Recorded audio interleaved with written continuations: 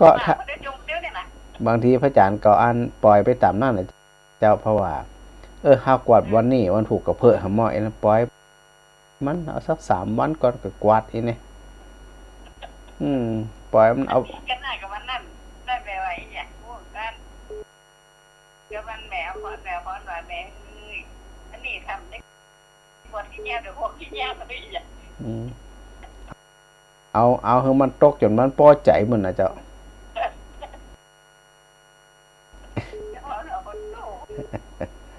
ปรับไปตามนั้นอ่ะก็เป็นไม่คิดว่า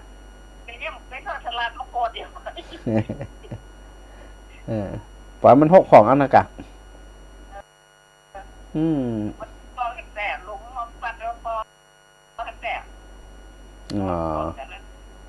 มันก็ไม่นักเนาะสักก็ไม่ละปล่อยมันกะมาไข่โต๊ะกระจับมันเนี่ยเอาปล่อยมันอะไรมันเอาแฝงกับปล่อยมันแม่ก็เลยต้องบอกนะตามสบายอีกอะ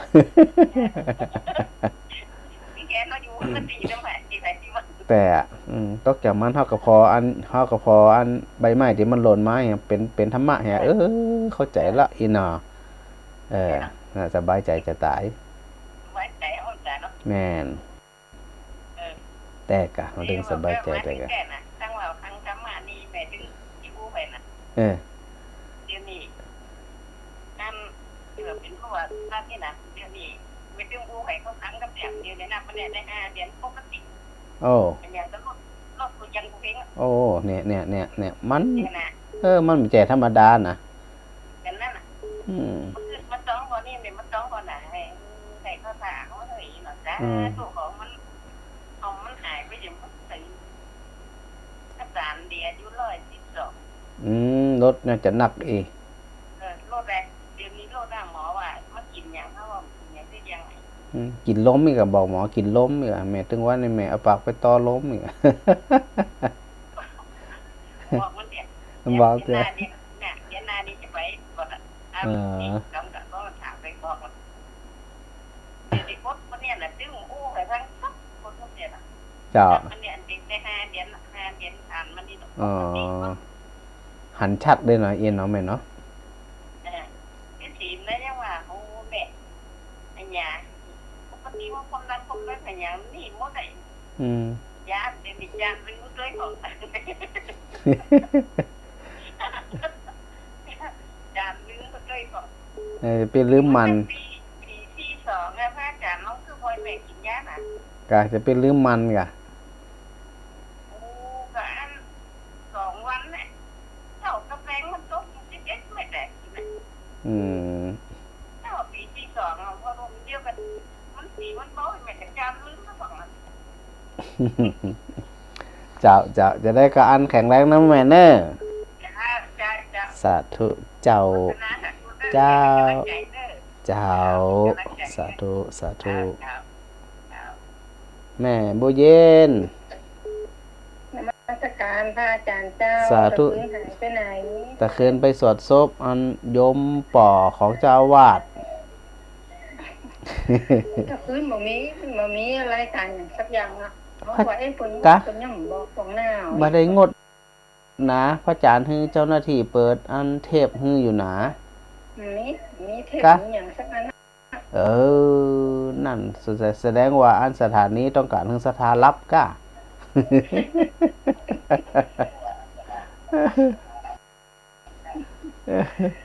เจ้าถามเจ้าที่ออกใบสั่งวันเดียวคืนเปิ้นนี้เนาะเปิ้นหมดเห็นอ่ะโอ้ว่าไปเลยเป็นอะไรพระอาจารย์รุ่นใหม่ออกจ้ะพระอาจารย์ก็รุ่นใหม่อยู่ล้อ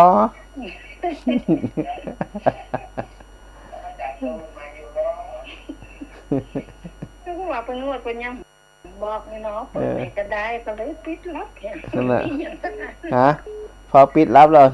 รับแล้วบ่อีแล้วมากระจังค้ารับละเอ็นนะแม่เนาะยำไปเอียกับสุขใจเอียกะอันเฮาจิตเฮามันต้องปรับให้มันเหมาะสมอ่ะมันต้องเข้าใจธรรมชาติอาจารย์ มันห้อนด้วย เอียกำสุขใจเอียกะตัวอันเฮาแต่คิดว่าบ่แน่ใจแสดงว่าอันตะคืนสถานีอาจจะปิดก็ได้หรือไม่ก็อาจจะมีปัญหาก็ได้จากตะคืนนี่นะเจ้ามันต้องเข้าใจธรรมชาตินะคืนสถานีอาจจะปิดก็ได้หรือไม่ก็อาจจะแสดงว่าบ่มีแต่ก็เพราะหลายคนปนที่โทรมาตะกี้มีอีกมีกับนอนกับรับสักอย่างกี่บ่ได้จะลืมเปิดแฮมกับมีเปิดแฮม3 ทุ่มปลายล่ะเปิดแฮมกับมีแล้วก็แสดงผลสาธุเจ้าให้จะกันไปไหนฮู้อีเนาะเจ้าถ้าพระอาจารย์บัดติดงานติดหยังเป็นแต่เป็นว่าเนี่ยก็ออกอยู่เจ้าออกรายการสดนะจ้าจะมีอันประชุมออนไลน์กามีเรื่องด่วนกาไปงานข่าวดำกามันเลี่ยงบ่ได้อ่ะเจ้าบางทีงานด่วนๆอาจารย์สงสารเพิ่นออกมาตะคืนเพิ่นก็ออกแต่มันมีเสียงเนี่ยในโทรศัพท์เพราะมันมีเนาะเพราะในวิทยุเฮาอ่ะเงียบไปเหี่ยหมดเพิ่นว่าตะคืนเพิ่นก็ออกนะมันมีนั่นที่พระอาจารย์ว่าน่ะก็สงสัยว่าเทวดาไขถึงสถาพักสักคืนนึงหมู่อันนี้พระอาจารย์ว่าถ้าหากว่าอันเฮาเข้าใจแล้วก็อันเข้าใจในโลกธรรมนะมีพ่องกันได้นั่นน่ะเพราะว่าทำเต็มที่กันแล้วอย่างเต็มที่กันแล้วมันปรับความรู้สึกได้ว่าวันนี้เพิ่นอาจจะติดหันติดนี่สถานีดับกาไฟฟ้าดับกาหยังกาเข้าใจเป็นหยังคันรับดีกว่าสุขใจนี่แม่ก็ว่าแม่ว่าท่านนี้เพิ่นใครจะมีปัญหาเพิ่นส่งมาเฮาบ่ได้เจ้ามันต้องธรรมดาหมู่นี่นะจะได้กสาธุเทรนเนอร์แม่บ่เย็นนะเจ้าจากสีหมดเกลาสาธุเจ้าสาธุเจ้าอันตะกี้แม่แก้วลืมปิดโทรศัพท์ของตัวเก่าเนอะเปียงสตังค์นะแม่สิกุลภาษาเจ้าหายกลัวไปไหนก็ธรรมดาบวชเมินน้อยก็มีฤทธิ์มีเดชผ่องกะเหาะเหินเนินอากาศดำดินนี่นั่นน่ะมีการมีงานจากสถานีดักบิงกะวันหลังวันดองอันมีเครื่องสำรองไว้สักเครื่องวันหลังนะเครื่องนี้ดับก็เอาแฮมเครื่องนึงอีเนี่ยนี่ทำไมวิทยุเสียไปเขียงแล้วมันดังไปเขียงแล้วเจ้าตึ้มมีปัญหาถ้าทางก็เครื่องได้พังก็ซื้อใหม่ย่ำไปจะซักตอนใดมาท่านน่ะจ้างชื่อเลยอดเอาสตังค์ซื้อยาน่ะก็เอามาหอมมาซื้อวิทยุเวลามันจะป่วยจะใครจะไปป่วยเที่ยจะไปเป็นเที่ยเดี๋ยวข้าซื้อวิทยุก่อนเนี่ยจ้างอันนี้ซื้อก็บ่ต้องซื้อมันน่ะครับจะไปเป็นจังเตี้ยนะอย่างตอนนี้นะอย่างเด้อไปเลยว่าไปดำหัวกับมีดไปได้ไฟกำเป็นหยังกะที่พระอาจารย์ว่าน่ะก็ดำผ่านอากาศมากะเป็นมีปัญหาสักอย่างอ่ะเจ้าเพราะว่าในโลกนี้มันบ่มีอย่างที่ไปยึดถือได้เลยยึดมันถือมันยิ่งยึดถือเขาก็ยิ่งทุกข์นี่ปล่อยไปตามอีกก็สบายใจเนาะแม่เนาะเจ้าสาธุแม่สิกุลสาธุเจ้าใจผลก็ต้องเลยเดี๋ยวเนาะเป็นอย่างเดียวมันถึงอดบ่ได้เนาะแม่เนาะเจ้าสาธุเจ้าใจเจ้าได้ยินเสียงกันดีใจแล้วแม่คนศรีบิดาไอ้สาเจ้าแม่ทิพย์ศรีบิดาเจ้าแม่ทิพย์ชัดดีกว่าวันนี้หายไปที่ไหนมาเจ้าไปหายที่ไหนอยู่อันสุกอยู่ของควางแก้วทั้ง3หมู่เนี่ยกันมาหายไปอันให้ดีเอาเทพมาเอากันแล้วแสดงมาเอากันมันแล้วก็แสดงว่าฟังแตะแม่ทิพย์นี่นะฟังแตะ ตุเจ้าเป็นเทพการรายการสดโหมหมดเดี๋ยวนี้นะก็อย่างที่พระอาจารย์ว่าเลยก็คืออยู่กับการกับงานแหม่ปรับไปในนั่นอ่ะอยากจะได้มาเนาะตุเจ้าตัวนิมนต์อ่ะนิมนต์ก็ต้องไปเนี่ยงานมันหนักเจ้างานประชุมงานสอนงานทำงานสัปปะอีเนี่ยงานมันหนักนะเจ้างานมันหนักเป็นตุเจ้าแล้วก็แทนที่งานจะเบาสักกรรมมันหนักกว่าเก่ากันปัญหาให้ท่านสบายนี่เป็นอันวัดเป็นตู้อีหยังขนาดก็คือเขามาบวชพอยคือเขามาบวชพอยตื่นบางทีเนี่ยบางวันเนี่ยแม่ตี 4 ตี 5 6 โมงตั้งปุ้นเอาถึงปุ้นอ่ะ2 4 ทุ่ม 5 ทุ่มเนี่ยตึ้งวันอ่ะมันอย่างบ่ฮู้ทำวันค่ำกันไปแล้วอันนั้นก็ธรรมดาอันนั้นก็เสียงชัดเจนดีนะอยู่สิบิดานะเจ้าสาธุแม่เจ้าแม่ยายพรหนองงัวแดงหนองบัวแดงฮะคนสันกำแพงกระจายฮัลโหลนั่นเปิดเลยเฮียฮัลโหลอาจารย์ค่ะอาจารย์พระอาจารย์ไม่หายไปไหนมาอาจารย์ไปไหนครับผมตะคืนไปสวดศพวันนั้นฝนตกนักก็ครับผมบัดตกนักมันล้มขู่บัดได้ฟ้าห้องขู่ล้มล้มขู่ล้มบัดตกผมเสียดายแล้วเหรอเนี่ยจะได้อันแต่สถานีก็ปิดอยู่แล้วลูกเพราะว่าฟ้ามันห้องเดี๋ยวมันจะไปผ่าอันสถานีเลยโดยปกติก็จะปิดไว้ถ้าในกรณีที่เป็นฟ้าเป็นฝนนักๆนี่นะบอกว่าเสียงผมตาขึ้นกระถานีดักพึกผม เดี๋ยวจะถามอันก็ดีเจแอมน้องแอมก่อนว่าอันพระจันทร์บอกเอารายการออกมีหนึ่งก็คือมันอาจจะเป็นเพราะสถานีดับหรือไฟดับลูกมันก็เป็นไปตามนั้นธรรมดาปกติเนาะผมเว้นฟ้าของผมเสียดายแต๊ะครับผมอาจารย์เล่นสดนานมีก็เทพครับผมมีเทพนักกว่าอะไรสุดนะครับแต่วันนี้ไลฟ์สดละนะหลวงปู่อันพระอาจารย์ทับแล้วนะลูกนะเนาะดีแล้วจุกสุขใจนะโอเคผมฟังพระอาจารย์สนทนาธรรมตั้งแต่แรกจนถึงประเดี๋ยวนี้ครับผมได้2 ปีแล้วครับผมม่วนเข้าใจดีเขาจะแก้ก่อนอารมณ์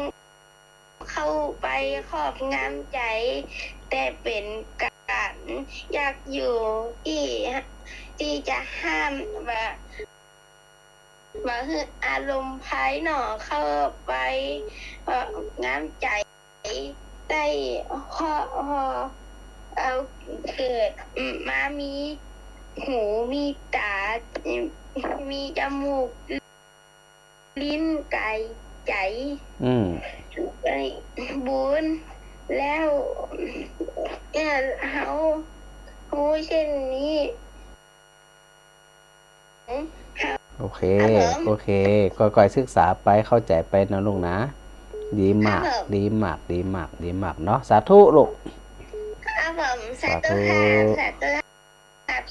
สาธุฮะแม่กับแก้วนมัสการเจ้าพระอาจารย์เจ้าวันนั้นไปสวดศพกับเจ้าสวดศพโยมป่อเจ้าวาดเจ้าถามพี่รุดแล้วว่าพระอาจารย์ไปไหนไฮเซ็ตไปสวดศพตะคืนพี่รุดกับไปพี่รุดเอามาถึงแล้วฝากไปนั่นน่ะพระอาจารย์มันอยู่2อย่างนะเจ้านั่นพระอาจารย์ไปไว้ที่ไหนมื้อนี้นั่นได้เรียบร้อยแล้วกับเจ้าแต่อันพี่น้อยรุดเอามาถึงแล้วแต่พระอาจารย์ไปวางไว้ไหนมื้อนี้เดี๋ยวแม่สีนวลจันเรือนนั่นเปิ่นจะฝาก ทำบุญซื้อติดินของสนิทกันลงนะเเจ้าเดี๋ยววันนั้นไผหาฝากแล้วเนี่ยพอโอ้ถึงติดิน2มาอยู่เนี่ยมีแล้วก็มี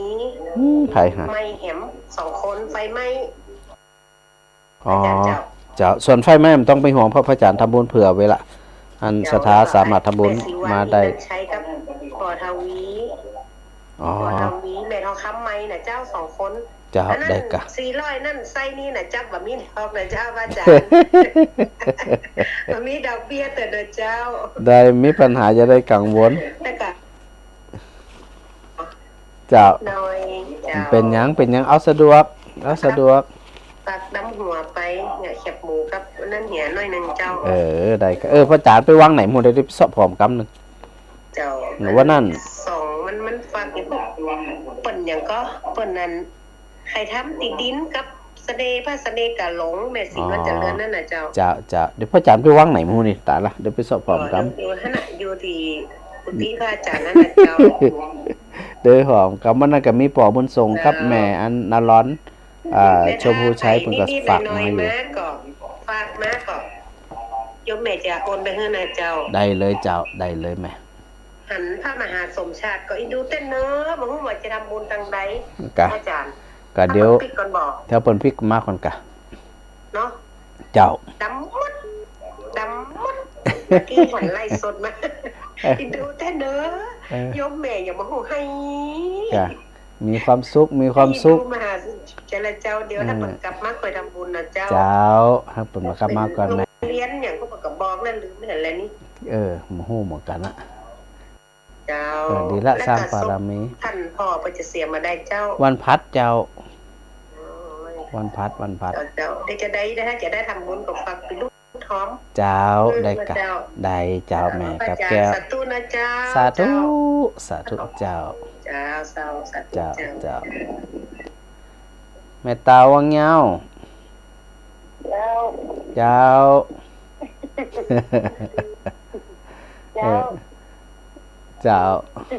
ชัดเจนนี่นะ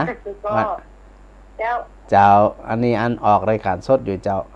คุยได้เลยสบายจะคืนมาได้ฟังตั้งแต่6 โมงถึงนั้น5 ทุ่มตักแซ่บอีแล้วหมูเรียนจะเปิดได้เงียบรับเหียยำไปเนาะแล้วก็อันตะวันนี่แหละไปไล่บอกเขาท่านนี้อย่างผู้หนามีเจ้าก็ออกวันค่ำเจ้าอันหลวงพ่อฟังเด้อไว้เนี่ยทำบังกะม่วนโอ้ยเนี่ยเจ้าเปิดฟัง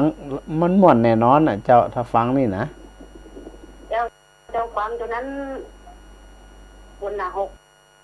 กัน5 ทุ่มถึงเที่ยงคืนเจ้านอนรับงานเจ้าก็สบายนี่ชุ่มเย็นมันจุ่มอกจุ่มใจเนาะแม่เนาะจุ่มหัวอกหัวใจเนี่ยได้เลยฮ้อนแต่ใจเป็นเย็นนี่เนี่ยแม่นฮ้อนแต่กายแต่ใจจุ่มดีละหัวนั่นน่ะ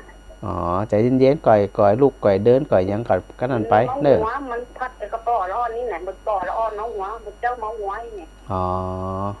ก็เป็นหยังก็อันก็ก่อยดูแลกันไปนะแม่นะเจ้าวันนั้นก็ต้องจะไปหาได้เลยถ้าสะดวกก็แวบเข้ามาเจ้าได้กะสาธุแม่สาธุเจ้า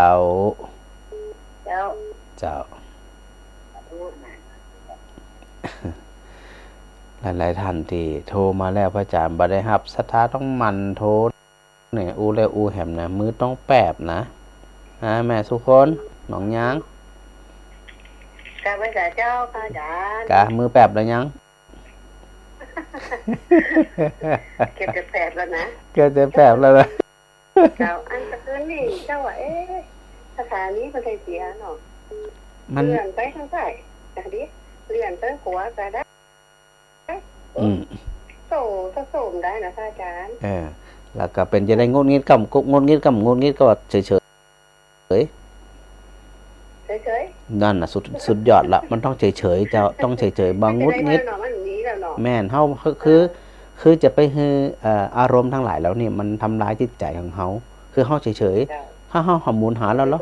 เฮาใครฟังอ่ะนำม้าก็จังอย่างมันดังก็จังเฮาฟังอยู่แล้วมันม้าก็แย่ๆนี่แหละเนี่ยตอนแรงที่นั่นตะหลงเนาะ เจ้า hôm ngái có tà luận có phải nhận có phần trộn đấy cái hôm nãy แล้วตอนทุ่มตะกี้พระมหาสมภาร เจ้า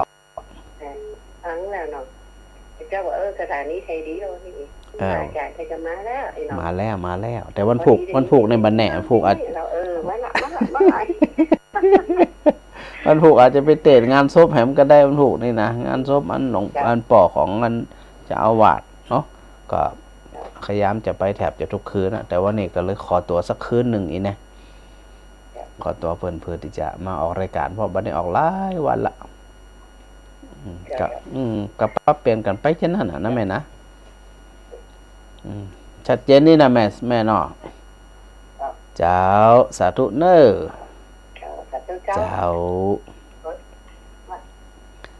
แม่ยายพร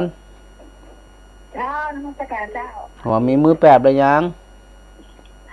หัวแม่มือแปบหรือยัง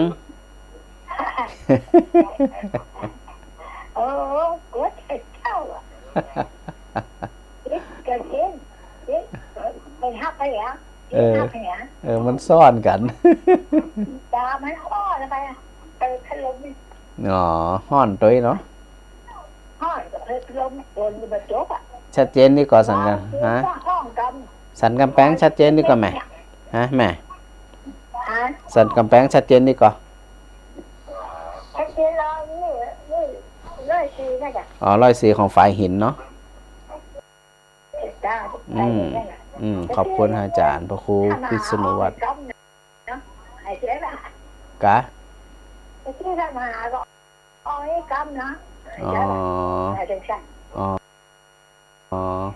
พระอาจารย์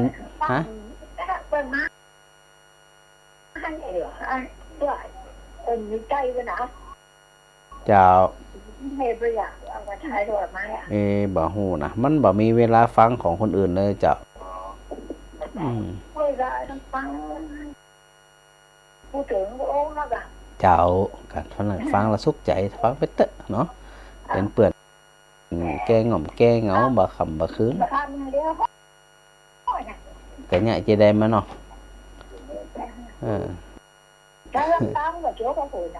บาหันตกแม่ถ้าปุ่นตกก่อน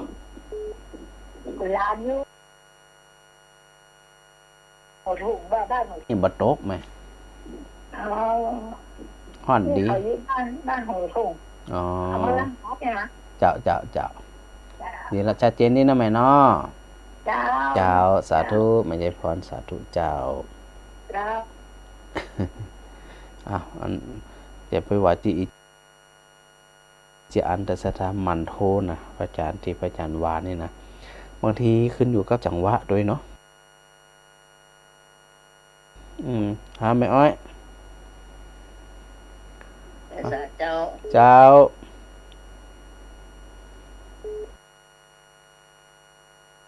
ห้อนแท้ๆเนาะก็ธรรมดาอันนั้นก็ปรับก็ได้ยินได้ฟังอย่างสักอย่างตะคืนนอนกับบรรลับตะคืนนอนกับบรรลับมาลักไก่แจ้งไปดีนี่เนาะ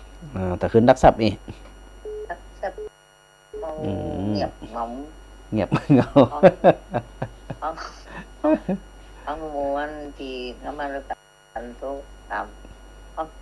มาไว้มาได้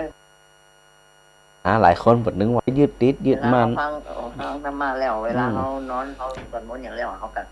นอนมันจะลับไปเลยอันนี้มันลับแหละมันอยู่ที่การวางเรื่องราวจิตใจเขาเนี่ยถ้าวางเรื่องวางราวทิ้งทุกสิ่งทุกอย่างนั่นนะมันจะเบาใจเจ้าจะไปให้มันเป็นกังวลซึ่งพระอาจารย์อุ้มเสมอออกกันลายฝนลายองค์กะเวลาหายก็หายพร้อมกันนี่3 โมงอ่ะเวลาหายก็หายพร้อมกันหมดกะก็เป็นยังก็ว่ากันไปตามนั้นนะเจ้าอย่าได้กระสาธุเด่นเนอเจ้าแม่อ้อยสาธุเจ้า อ่าในเรื่องของการฟังธรรมและจิตมีความสุขนะเดี๋ยวพระอาจารย์ค่อยๆอันก็ทยอยรับสายไปหาแม่ธรรมบ่หินเจ้าวันนี้เสียงดังฟังชัดแล้วนะเนาะ กะฟังชัดเดียวนี่นะเจ้าวันนี้เป็นคนเป็นล้มหมอมีแล้วเจ้าวันนี้บ่มีล้มในนิ้มผิวเจ้าก็เคยมีดักซัดเหรียญไปทางใดก็ได้ยินเสียงเข้าใจว่าสถานีน่าจะมีปัญหาแต่ขึ้นนะเจ้าตีตูแล้วรุ่นนี้ก็มีเสียงค่ะตนไหนจะถูกจะเทิดอย่างกับนี้สักตน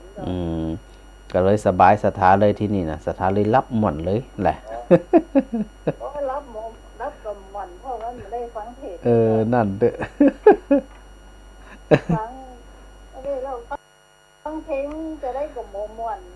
ก็จะได้ฟังเทศแล้วเขารับหม่อนเนาะจ้ะเดี๋ยวฟังเพลงหม่วนอย่างฟังเทศกันนะก็ถึงว่ากะปั๊บไปตามนั่นชีวิตเนาะอย่าสะดุ้งตื่นเหมือนตั้มรับล่าวิทยุแอดนั่นแหละอยู่ว่าจะตี2แล้วดูสถานีไหนสถานีไหนตี2นี่อ๋อนั่นเจ้าพอตี5เป็นกระเทศทำแล้วเจ้าของพระอาจารย์นี่เวลาเขานอนพระอาจารย์จะปิดหมดเลยนะแม้แต่โทรศัพท์บัดได้ปิดโทรศัพท์แต่ว่าพระอาจารย์ก็จะปิดเสียงปิดสันหมดจะรับจะไม่มีอย่างรบกวนเลยรับสบายเนาะนั่นเจ้าสาธุเน้อไม่ทำสาธุเจ้าไม่ใช่คำสวัสดีค่ะสวัสดีค่ะสาธุเจ้า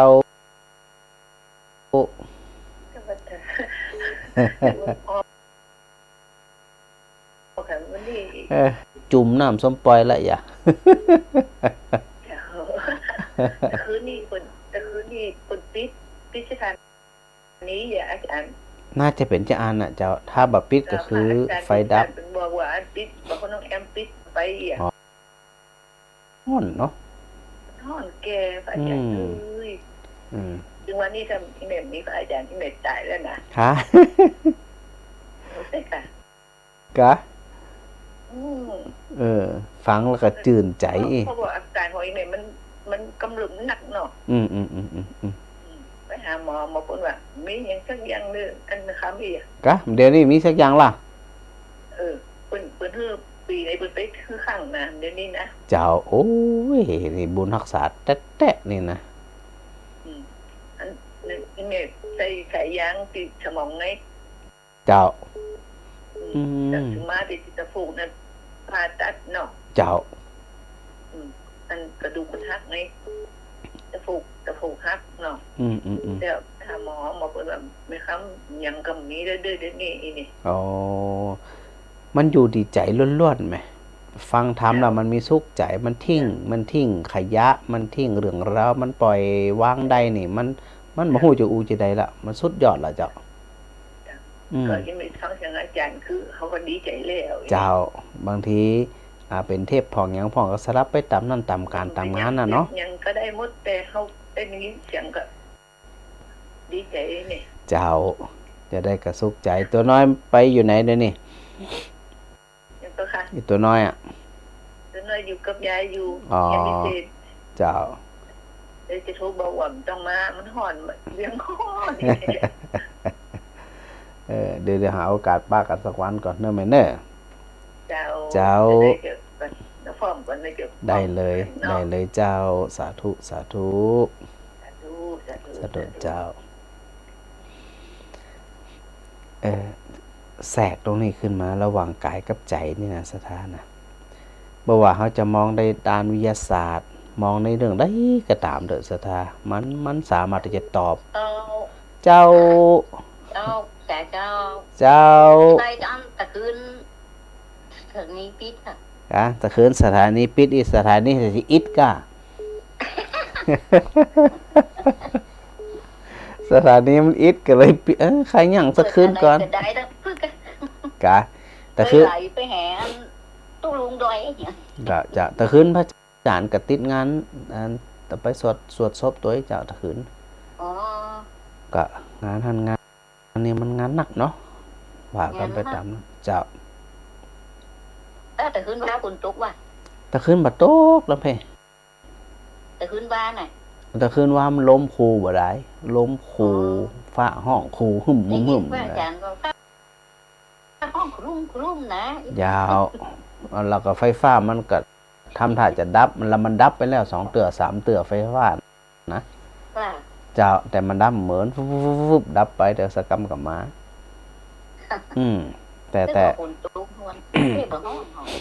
แต่ว่านี่โอเคไหมสบายวันนี้มีฝนมีลมนิ่มผิวแสดงว่ามันรอจะมาอยู่ รอจะมาอยู่ตั้งพูนลงเป็นไงพ่อฝนลงอ่ะลงอีน่าจะลาเนาะเป็นอย่างกับห้อนต่ำนั่นแหละไหมเนาะห้อนจังมันเนาะจังมันอย่างเดียวมันถึงหายห้อนเจ้าเดี๋ยวมันหายเจ้าเนี่ยปั๊บนั่งปิดกับทัวร์โฮมเท่านั้นทัวร์ยังหนุ่มหัวดินต้มก็หัวดินแห้งเป็นแก่เนาะอ๋อเจ้านี่ละฟังชัดเจนกับสาธุด้วยนะแม่นะเจ้าสาธุแม่พัดเจ้าสาธุเนอเจ้าคนดอยสะเก็ดแม่สิพันไปสาเจ้ากำลังจงแบบโทรแล้วเนอะนานใจเย็นๆจ้ะมือจะป้อแปบอีแต่มันตีรูดมันติดแล้วอ่ะแล้วพอดีมันสายมันบอกว่างแล้วเพื่อนก็เลยบอกว่าไม่สามารถติดต่อเลขหมายนี้ได้โทรอีกทีถ้าบ่รับถ้าบ่รับข้าจะโทรแฮมอีแหละถ้าบ่รับก็กดโค้ดของการถ้าบ่รับก็บอกโทรละเนอจะวางละเนอแม่กระจงอยู่คนเดียวจ้ะมันต้องอาศัยความเพียรพยายามนักหน่อยหนึ่งเจ้าบางทีสายมันซ่อนผ่องยั้งผ่องเอกะแล้ววันนี้นึกยังไงถึงต้องมาจัดรายการวันอังคารค่ะพระจันทร์จัดถึงวันเหรออ๋อแล้วมันบอกมันบ่าเปิดบันได้ลิงสัญญาณเปิดบันได้ลิงสัญญาณมาเจ้าอันนี้ตั้งอันท่านอาจารย์พระครูวิษณุวัฒน์เปิดอันเชื่อมสัญญาณไปตั้งอัน104เจ้าไฟเห็นเนาะว่าแม่ก็นั่งไหว้พระสวดมนต์นั่งสมาธิ108 จุดแล้วก็ใจก็คิดว่าคงทันน่ะแล้วแม่ก็พุทโธจนได้108 จบแล้วแม่ก็มานั่งกดเบอร์โทรเนี่ยแล้วแม่ฟังวิทยุเนาะฟังวิทยุต่อการได้ยินเสียงแล้วชื่นใจนะตื่นใจแม่ชอบพระอาจารย์นะไม่ชอบพระอาจารย์ไข้หัวแล้วก็คือโอกาสอยากโยมเป็นวันนั้นแม่สุมาตัวเนอแม่พูดจะเอาไประบายที่ไหนเรื่องน้องหมาน้องโชว์เป็นยังเอามาคุยให้พระอาจารย์ฟังจนหมดเวลาแม่สุมาตัวเป็นยังสลับกันไปตามนั่นอันคนนั่นผ่องคนนี้ผ่องคนละน้อยแม่อาจารย์สบายดีเนาะสบายดีเจ้าสบายดีขนาดแข็งแรงขนาดนี่นะมันเป็นยังไงเจ้าแม่เมื่อวันที่13 เมษายนนี่แม่ไปตัดต้นกล้วยตัดสวนพี่สาวไอ้เคยทั้งที่มือซ้ายก็อยู่ข้างตัวเฮาเนี่ยแม่ตัดไปตัดมาแม่บอกว่ามีดมันมาปิวตัดมือแม่ได้ยังไงดีกับมันมาเฉียงถ้ามันมาตรงนี้แม่เป็นเด็ดไอ้ด้วนไป4 นิ้วเปิ้นห้องว่าฟาดเคราะห์เจ้าฟาดเคราะห์ไปเหี่ยเมื่อวันที่21แม่เมื่อวันที่20 เมษายนหมอนัดไปตัดใหม่เนาะไปถอนใหม่แม่ก็เลยเข้าไปถึงวัดเกตกะลำไปไหว้พระธาตุปีเกิดแม่บอกว่าแม่กับพระอาจารย์เนี่ยไผอ่อนไผนุ่มเหมือนกันแม่ขอสุมาอายุเท่าใดอายุเท่า ใดพระอาจารย์แม่จ๋าแม่แล้วพระ อา อา ยุ จารย์ อายุเท่าใดอายุเท่าใด แม่กำลังได้65เจ้าโอ้เฮาได้57พระอาจารย์นะก็ค่ะ57เจ้า อ๋ออันก็เป็นแม่ก็กลัวเป็นบ้าเป็นกรรม เป็นหยังเจ้า พระอาจารย์แม่แล้วพระอาจารย์เนี่ย พระอาจารย์ แม่ก็คิดอย่างเงี้ย พระอาจารย์อายุจะได้เช้าปลายบ่ได้อ่ะ โอเคสาธุแม่สาธุเจ้าสาธุเจ้า คนตาขวาแม่อำพร เจ้ามันเสียงมันมาสั่น ฮะ เจ้า ฮะเสียงประชาติ มันสั่ว บัลลังก์ฐานมันจะหมดเหตุก้าแม่อำพรน่ะ มาได้เจ้าเจียวไผ่ตั้งแต่ฝนตกก็นั่นเจ้า แม่ลองปิดไมค์เปิดไมค์ ถ้าเป็นเปิดสถานีนี่ดีนะเจ้า ฮะ ถ้าเป็นเปิดสถานีนี่ดีนะถ้าเป็นเสียงพระอาจารย์ก็ตามหาสมศักดิ์เอาที่มันบ่ค่อยดังเจ้า นั่นสงสัยจะต้องไปอันหนึ่งก็ฮดน้ำสะเดาะเคราะห์เห็นก้าเนี่ยฮะ เดี๋ยวต้องถามคนอื่นด้วยแม่อำพรว่าอันบ้านอื่นที่อื่นอำเภออื่นนี่เปิ่นเป็นเหมือนกันหรือไม่เนาะถ้าเป็นเหมือนกันแสดงว่ามันคงจะเป็นที่ บ่มีคือยังเลยนะ กะเนี่ยแสดงว่าตรงกันละเพราะหลายคนบอกว่ารอฟังพระอาจารย์เต็นเนอ ยังแต่ จะเป็นเพราะสัญญาณตัวอย่างตัวหลายอย่างจะมันเกี่ยวเนื่องกันเกี่ยวโยงกัน แต่ที่ผ่านมาสมศักดิ์ก็ว่ามันเป็นเจ้าคืนฐานนี้เจ้า อ๋อเป็นหยังดีพ่องมาดีพ่องจังหัวมันแต่ว่าพยายามทำเต็มที่ล่ะ เจ้า ตอนนี้ก็ยังสวดๆอยู่ก็ไหม เจ้าเขาสวดอยู่เจ้า จะได้กะเดี๋ยวลอง นั่นเขาสวดได้ กะแต่ว่าโดยปกติมันชัดนี่แหละ ปกติมันสั่งเข้าได้เรียนไปไหนเลยเข้าลงไปนี่ด้วย จะ ในวันนี้นะที่เขาจัดรายการนะจัดรายการเพลงนะ ก็ว่าพระอาจารย์ง่ายไปจัดบอกวันดี อ่านตอนดีต้นชั่วโมงเนี่ยนะยังรายการอะไรจบเลยนะต้นชั่วโมงโฆษณามันก็สัตว์นะแต่ที่ดนตรีนั่นออกก็สัตว์นะเพียงพระอาจารย์ออกมันก็สัตว์เลยจังนั่นน่ะพระอาจารย์นึกว่าแล้วเดี๋ยวจะไปสวดมนต์สัก2 รอบก่อน สาธุแม่สาธุแม่อำพรเจ้าแม่4,000สันซ้ายฮะชัดเจนดีกว่าไฟเห็นนะฮัลโหลเจ้าเจ้าได้ยินเสียงเจ้าแล้วก็โอ้โทรไปได้นะ โอ้โทรบ่ได้บ่ได้ก็ไปโอ้มันยังหยังโทรกะใช่มันคือเหมือนเขาได้รับแสงบุญอะไรอย่างสักอย่างจ้ะมันสบายใจเจ้าล่าดีอ่ะมันเหมือนเป็นพลังบุญอีเจ้าเอาบ่ได้นึกถึงสิ่งอะไรอย่างเจ้าสิ่งไล่ๆเนี่ยเขาบ่ต้องนึกหรอกนะเป็นสิ่งดีๆทั้งนั้นอย่าไปสบายใจเนาะไอตัวสบายใจนั่นน่ะมันถึงเนี่ยถึงสุขภาพกายแข็งแรงไงอย่างตึงบ่เจ้าจิตใจเฮาถ้าจิตใจเฮาสบายมันถึงม่วนเนี่ยกับฟังแล้วมันมีแบบยังไงอ่ะเหมือนเขามันมีพลังว่าใจละอันมีพลังแล้วก็โอ้ดูเหมือนเขาจะได้รับผลบุญในอย่างนั้นเจ้าอันนี้เปิดมันบางทีมันเกิดปีติได้นะมูนี่นะเกิดปีติเกิดความสุขใจชื่นใจเนาะบ่อยากให้บัดโทรแล้ววันนี้โอนบ่ได้อ่ะหมออีกอ่ะโทษเถอะไม่เคยว่าอย่างงั้นมีแสงแค่หัวแล้วก็อันอาจารย์นั้นเป็นมีความสุขอ่ะเนาะเจ้าจะไปเครียดมันดีนี่มันมีความสุขนะเครียดมันเนี่ยหยังอ่ะโอ้ยเขาจะอยู่ในโลกคำซักเราได้ฮั่นบ่เครียดโยมแม่บ่เครียดหรอกดีแล้วเจ้าจะไปเสียเวลามันทำตามหน้าที่ไปอย่างไปไปมีแต่คนน้ำหน้าที่จะเอาเนาะก็น่าจะไว้สงบสงบไปเอาไว้สวัสดีครับยายสวัสดีครับยายเขาก็มีความสุขความสุขเขากับอัน ปรับใจของเขาเนี่ยรักษาใจให้มีความสุขแค่นั้นน่ะทัดตังท่านตังพุทธังสุขาวหังนะกะเนาะ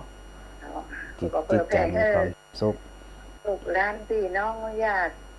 เพื่อนร่วมโลกก็แบ่งปันกันไปที่อันน่ะแต่อันดับแรกก็คืออย่างจิตเขามีความสุขก่อนเนาะแม่เนาะฟังอาจารย์ก็มีความสุขมีมันแบบใดอ่ะมันนักเลยนะกะมันนักขนาดนี้มันนักแบบมันเหมือนเป็นอู้ตะกี้จะเป็นมาเป็นมีความสุขใจเนาะในอย่างอาจารย์โอ้ยเนาะเจ้าหลายคนที่เปิ่นอันมีสุขภาพร่างกายนี่แข็งแรงขึ้นโรคภัยไข้เจ็บหายไปจากหลายคนแล้วเจ้า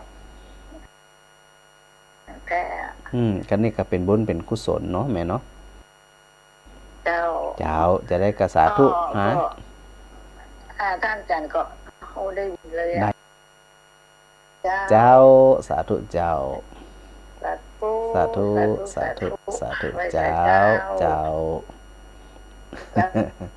แม่บานเย็นคนสีหมดเกล้าเจ้าสาธุเจ้าไม่ได้โชว์มือแล้วก็ได้ฟังเสียงทุกวันเลยเจ้าพระอาจารย์ก็ช่วงหลังๆเนี่ยเปิดเทปส่วนมากมีเวลาขึ้นอย่างนี้แจ้เนาะเจ้าก็ถือว่าตรงกันเจ้าแสดงว่าอันสถานีมีปัญหาแต่คืนนะเจ้าเป็นนะจะได้หัวเนาะก็ดีก็ถือโอกาสได้พักผ่อนแล้วกันเจ้าถือโอกาสครับถือโอกาสรับสบายมีเวลารับเพิ่มเพื่อนแถมนี่ไงเนี่ยเป็นความสุขแล้วไหมจนสถาอูอันฟังทำอย่างกันไปกันไปเดี๋ยวมันก็มาฮอดกับปนล่ะสุขใจเลยทีนี่นะไม่ยินจากว่าอาจารย์มันก็ใจดีมน้อยฟังแต่รับดีมน้อยนะจ๊ะรับหม่อนได้ยินจากได้หัวแล้วก็มันก็รับดีมน้อยนะจ๊ะก็ดีละจะได้ก็อันสุขใจตัวน้องแม่เนาะย้ายจันฟ้องเพื่อนว่าได้ยินก็เจ้าอย่างนี้อ่ะแต่คืนมันจะได้หู เจ้าแม่จันฟ้องไว้อุดว่าจะเป็นเทพอย่างกันนะเป็นเสียงพระอาจารย์ก็ถึงนี้นะเจ้าแต่คืนก็บอกอยู่อันที่พระอาจารย์ว่าคงจะเป็นเพราะสถานนี้มีปัญหาตะคืนนี่นะ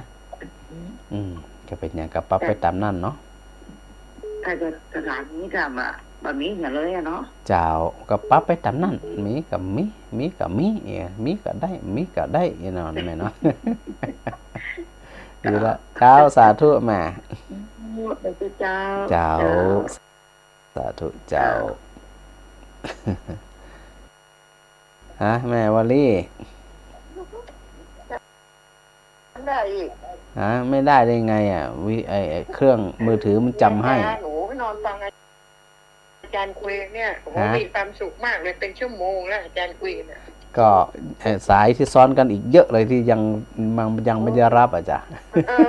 ได้เลขหวยจากอาจารย์เนี่ยได้เลขหวยจากอาจารย์ไหนแค่57อะไรนะได้เลขหวยจากอาจารย์ไหนแค่57เหรอได้เลยโทรเซลอาจารย์เลยนั่นแหละบางทีบางคนอาจารย์อาจารย์สบายดีไหมคะสบายดีจ้าสบายดีบางทีมันติดงานร้อนดีถือว่าร้อนดีจ้ะร้อนดีร้อนดีฝนฟ้าไม่ตกมั่งเลยยังเลยทำท่าเมื่อวันก่อนก็ทำท่าเฉยๆอย่างเดียวน้ำบะตกเนาะแม่นมีแต่พายุกระลมเนาะมันก็ฟ้าบ้านสันทรายที่พอฝนตั้งเขามาไฟกระดับแล้วอาจารย์พอกันที่นี่นะมันไม่ใช่เต๊ะมานะอาจารย์การไฟฟ้าเขาต้องการให้เราประหยัดค่าไฟ ฝนก็บ่ตกเป็นหยังก็บ่ตกไฟก็ตักเสียร้อนก็ร้อนพัดลมก็บ่มี กับเป็นหยังกับป้าไปตามนั้นนะกะ ถ้าของเนื้อว่าของอาจารย์นี่ตกดี ยังตกเดียวเหมือนกันนะเป็นไปตามนั้นมันเดือดร้อนเดี๋ยวมันถึงคนมาได้เทวดาจังจะทนได้ซะมะเดี๋ยวต้องตก วันเทวดานี่ปล่อยมาบัดทั่วถึงเนาะ เดี๋ยวต้องตกนะ ตกบัดทั่วถึง เจ้าพอถึงน้ำมันก็ถึงตกนะแม่เนาะเดี๋ยวเราฟังชัดดีนะสุขภาพแข็งแรงดีเหรอคะ แข็งแรงดี ไม่ได้สวัสดีปีใหม่อาจารย์สงกรานต์เลย จ้าไม่เป็นไรก็ ไม่ได้ปะไม่ได้เจอกันเลย สวัสดีผ่านอากาศมาก็ถึงละ โอ้โหทางไปตามอากาศเนาะ จ้ามันบางทางอากาศมันก็ถึงละ มันทำไมเสียงอาจารย์บอกค่อนข้างมันขาดหายเกินอ่ะ มันอาจจะเป็นเพราะอากาศหรือเปล่า มันมาเป็นช่วงอ่ะ มันน่าจะเป็นที่อากาศมากกว่าจ้ะ มันไม่ใช่ขาดหายน่าจะเป็นที่อากาศนะ กระชากจะเป็นอากาศ ใช่ไม่เป็นไรก็อย่างน้อยก็ได้ฟังเนาะเขาแสดงว่าอันสัญญาณไม่ค่อยดีอย่างน้อยก็ได้ฟังขาดบ้างเกินบ้างก็ไม่เป็นไรมันขาดเกิน ดีละสาธุแม่วลีจ้าสาธุค่ะสาธุจ้าสาธุจ้ามี2 บานแล้วนะ2 ตีละอันตีบอกว่าชาติตะกี้ตาขวาเนาะ แล้วก็อันแม่อัมพรตาขวาเสียงบ่ชัดนะแล้วก็อันส่วนของแม่วลีเปิ้นอยู่สันซ้ายปุ่นก็บ่ชัดสถานที่ฟังรายการของพระอาจารย์อยู่ถ้าฟังจากวิทยุเนาะจะได้ก็จะไปลืมแจ้งผลการรับฟังของพระอาจารย์โดยถ้าสะดวกนะถ้าสะดวกมันในการโทรเนาะถ้าบ่สะดวกก็เป็นอย่างนะจะได้ฮู้ว่าตัดใดมันชัดบ่ชัดจะได้ปรับเนาะเจ้าหน้าที่ได้ปรับกันบางคืนเนี่ยเขาอาจจะปรับกันได้บางคืนอาจจะปรับบ่ได้เนี่ยก็ว่ากันไปตามนั้นเนาะแม่เนาะโยมจินดาเจ้าว่าสาพระอาจารย์เจ้าสาธุเจ้าเป็นจะได้ป้องหายไปเมื่อเจ้า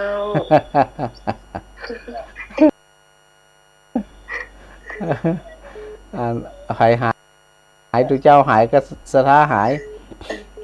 อันยมแม่เนี่ยเจ้าเจ้ากะนั่นน่ะก็ยังว่านะก็ปรับไปถึงความเหมาะสมแค่นั้นน่ะสะดวกกะหัวหน้ากำเนี่ยทางซ้ายอ่อนแรงเจ้าก็ดูแลกันน่ะเนาะแม่เนาะเจ้าก็เป็นหยังทำหน้าที่กันไปทำหน้าที่กันไปดูแลกันไปต่อหาพระอาจารย์ตอนนั้นติดต่อหาอยู่แล้วก็สายคนมาว่างเจ้ามันถึงขนาดนักกับเจ้าแต่สติแตกหมดแล้วพระอาจารย์เจ้าหาไปให้มันแตกกับสติเจ้าการที่เฮาฟังธรรมเข้าใจธรรมนี่นะเรื่องราวอย่างกระจ่างแต่ที่มันเกิดขึ้นเนี่ยถ้าหากว่าเฮามีสติมันก็สามารถที่จะให้เรื่องนักเป็นเรื่องเบาได้จากที่เรื่องตุกนักตุกเบาได้เจ้าดังนั้นพระอาจารย์ยังอู้อยู่เสมอว่าเวลาสถาฟังธรรมจากพระอาจารย์เนี่ยจะต้องมีพัฒนาจากจิตใจเฮานี่จมอยู่ในความทุกข์พอฟังเข้าใจในธรรมะของพระพุทธเจ้าแล้วเนี่ยเขาก็สามารถสลัดทิ้งสิ่งทั้งหลายเหล่านั้นความทุกข์ความเศร้าโศกความเสียใจน้อยใจโมนี่พระพุทธเจ้าตรัสเปรียบเหมือนกับขยะขยะมันเหม็นอยู่ในใจเฮานี่นะดังนั้นถ้าเฮาในใจถ้าฟังธรรมมันเข้าใจความเป็นจริงแต่อยากจะมาไหวเจ้าแต่มันมาเจ้ามาธรรมชาติจะได้มันก็ถึงมาตราบใดเฮาเป็นบุญชนนะแต่ถ้าหากว่าเฮามีสติเร็วขึ้นมันมาแล้วสติที่ไปจับสังเกตเห็นก็ เขาก็ไปไตร่ตรองพิจารณามาแล้วเป็นจะได้สุขก็ทุกข์ถ้ามันทุกข์เขาก็พยายามให้จิตมันลดลงนะพอมันลดลงล้นเขาสังเกตตันมันจะมีความหมายอย่างละที่ห้องว่ารู้สึกเฉยๆใช่ไหมเนี่ยจะได้ก็ได้ที่มีเวลาว่างว่าอาจารย์จะเลยเจ้าเอาสะดวกเลยเจ้าเอาสะดวกและสะดวกกับฟังบ่สะดวกกับเป็นหยัง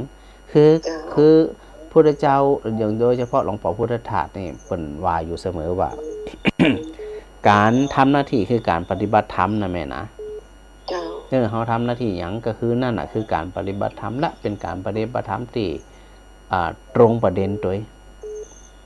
เนาะจะได้ก็เป็นกำลังใจนะเจ้าเข้มแข็งเจ้าสาธุเจ้าสาธุเจ้าแม่สุกแก้วสารปีด้วยสการเจ้าฟังอยู่เลยฟังอยู่กะชัดเจนฝ่ายหินนี่นะ104เนาะอันเด็กเจ้าสารปีชัดเจนตะกี้แม่วลีฟังสันซ้ายเปิ้นว่าบ่ชัดเสียงขาดหายของแม่มันเป็นหยังหรอกะเจ้ามี2บนห้องจะได้2พื้นที่เนาะมีสันซ้ายกับมีตาขวาที่อู้กันตะกี้นี่นะแม่ถ้าจะใกล้จ้ะหาก็ว่าเนี่ยมันให้จะใกล้จ้ะอันจากบ้านแม่ไปวัดฝ่ายหินนี่กี่กิโลนักกะเจ้ามันต้องเข้าไปในเชียงใหม่อันนี้ดอยสุเทพในมชบ่ได้จ้ะเดี๋ยวฝ่ายหินนี่มันอำเภอหยังเมืองเจ้าโอเคเดี๋ยวถ้าผ่านไปทางพุ่นจะแวะไปแอลเจ้ามาเลยเจ้าเนี่ยแวะไปแอลโดยเฉพาะวัดฝ่ายหินนะเจ้าวัดฝ่ายหินนี่ท่านก็ต้องไปทางอันนี้บ่เจ้าในมชเจ้าโอเคไปทางไปทางแม่ริมบุญน่ะเนาะไปทางพุ่นเจ้าดอยสุเทพกับเจ้าโอเคนึกภาพแล้วดอยสุเทพเจ้ามาถึงว่ามันถึงชัดเนาะมันอยู่ใกล้ๆโอเคสารปีก็ไก่ละเหมือนกันนะเจ้าสารปีนี่บ่ยายเจ้าก็ชัดเจนดีเจ้าฮ้อนก็สารปีนี่ฮ้อนก็ฮ้อนเจ้าฮ้อนนี่ฮ้อนอย่างบ่ลงคนลำปางเนี่ยบ่ฮ้อนสารปีมันมีดอยนะเจ้ากะเจ้าสารปีมันมีดอยฮ้อนนี่เจ้าก็ธรรมดาจื่นจุอันก็สิพระอาจารย์ว่าฮ้อนแต่กายแต่ใจจุ่มเจ้าเนี่ยสถาฟังจื่นใจพระอาจารย์ก็สุขใจตัวนะเจ้าไฟหินก็ฟังกันจ้าดักเนาะแม่เนาะเจ้าจะได้กะเป็นกำลังใจเนาะสาธุเจ้าเดี๋ยวพระอาจารย์ก็คือโอกาสทักทายอันสถาตีพิมพ์มาในกล่องข้อความจริงๆเนี่ยอันสถาตีฟังรายการนักสถานะเป็นร้อยเหมือนกันนะนักขนาดแต่สำหรับอันสถาตีได้เนี่ยทักทายพระอาจารย์มาเนาะทักทายพระอาจารย์มาก็ทักทายตั้งข้อความนะตั้งกล่องข้อความก็ตั้งหลายตัวบางทีเนี่ยมันบอกค่อยได้ไปดูกล่องข้อความพอมาดูกำหนึ่งสถาตีโทรมาแรกๆเนี่ยก็พิมพ์มาแรกๆเนี่ยมันจะหายไปเนี่ย ก็สลับกันระหว่างรับโทรศัพท์กับการอ่านกล่องข้อความเนาะที่เพิ่นได้ทักทายพระอาจารย์มาเนาะโยมแม่เพ็ญกะฟังนมัสการพระอาจารย์เจ้านะแม่กาบศรี แม่กาบศรีขันแก้วนะไว้สาพระอาจารย์โยมแม่ฟังดูรูปภาพที่อยู่ด้านหลังพระอาจารย์เป็นภูเขาอันหิมาลัยนะพระอาจารย์นำภาพมาจากอินเทอร์เน็ตนะติดถ่ายไว้มันมีเวลาไปเสาะนะมีเวลามันได้กว่ามันนั่นเนาะเพื่อที่จะถึงสถาพอแล้วจื่นใจ หันหิมะมันเย็นนะสถานะมันหนาวได้นะเวลาไปอยู่บริเวณนั่นนะโอ้มันหนาวขนาดเดี๋ยวมีเวลาจะได้เล่าให้ฟังเนาะ แม่พิสมัยเขื่อนคำแสนไม่สาพระจันทร์เจ้านะทรงหุบมือไหวมาโดยสาธุโยมแม่มุกดาอุ่นเรือนสาธุสาธุเจ้าโยมการเชษเราพัทรนนท์นมัสการพระอาจารย์ครับพระอาจารย์จะไปยุธยาน่าจะเป็นวันที่30นะ เดี๋ยวจะถือโอกาสไปนอนบนคืนหนึ่งเพราะวันที่1พระอาจารย์มีประชุมที่อยุธยานะก่อนเดี๋ยวดูก่อนว่าจะกลับวันที่3วันที่1นั่นตันบัดตันเนาะถ้าบัดตันอาจจะนอน2คืนนี่แหละเพราะว่าเดินทางบักคืนก็เป็นห่วงคนครับเนาะเพราะอาจจะเป็นการปรับอาจจะนอน2คืนเดี๋ยวดูความกำนึงเนื่องจากว่ามีประชุมนะเรื่องแผนเรื่องงบประมาณเรื่องอย่างมื้อเนี้ยเนาะเดี๋ยวหาโอกาสกำนะมีเวลาก็ได้พบกันเนาะแม่ใบบัวงามนี่ส่งมือไวมาสาธุด้วยโยมความสุขโยทินเมื่อกี้หันโทรเขาแวบๆนะสายมันซ่อนสาธุสาธุเด่นเนอะโยมความสุขน้องปู้นะวัชระมนทักทายประจานมาสาธุจ้าเป็นอย่างไรบ้างตอนนี้การร่ำการเรียน น่าจะเป็นไปด้วยดีนะฮะจากวิสงชัยภูมิสาธุนะแม่มาลีขนมไทยการนมัสการพระจันทร์เจ้าเดินตังบ่อยนอ มันอิดเหมือนกันนะสถานะหนังรถหนังลาเดินทางไปหันไปนี้มันเหมือนชีวิตมีอิสระนะก็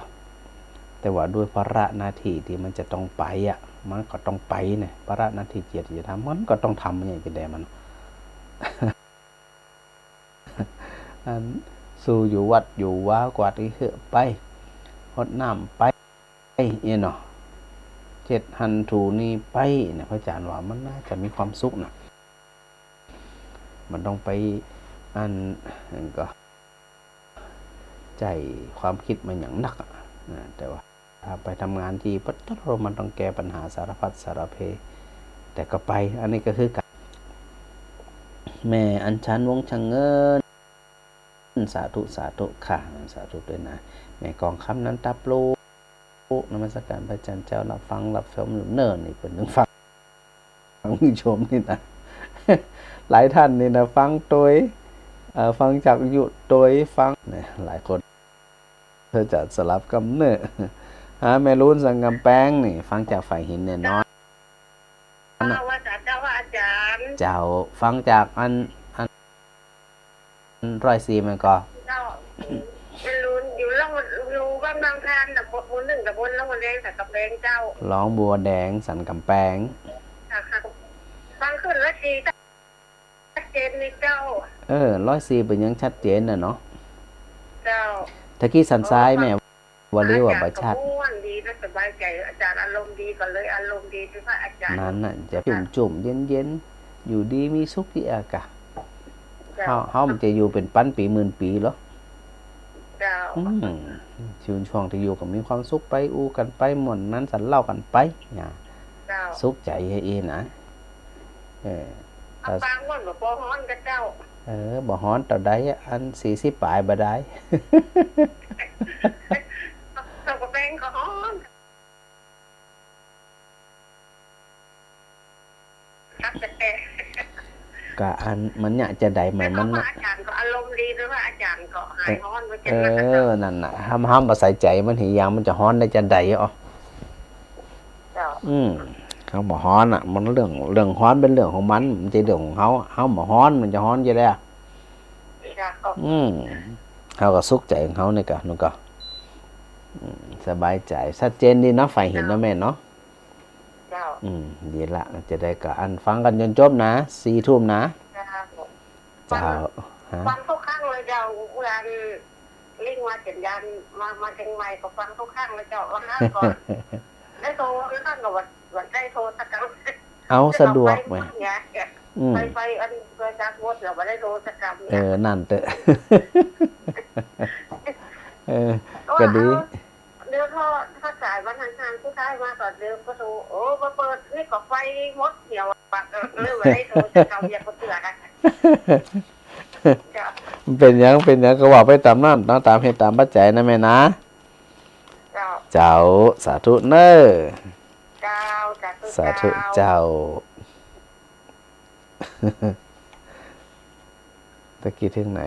ท่านมงคลปัญญากูลสาธุด้วยครับเนี่ยนะนมัสการพระอาจารย์มาสาธุสาธุหาแม่เทียนแม่ทะครับหาแม่เทียนเป็นไงครับไว้จ่าเจ้าพระอาจารย์เจ้าฟังถ่ายออกสถากับมุ้งพระอาจารย์หมดสถาทั้งหมดเลยมันเป็นแบบโคตรสมมุติป้าแปดแต่พระอาจารย์เนาะยอมไม่เทียมกับรถเดินก็ถึงกรรมนะแต่นั่นน่ะมันต้องอาศัยความเพียรพยายามหนักๆหน่อยบางทีกดเดียว2-3แต่บางคนเนี่ยกดเป็น60เตือเจ้าพยายามอยู่ที่ไหนก็สำเร็จที่หันเนาะถูกต้อง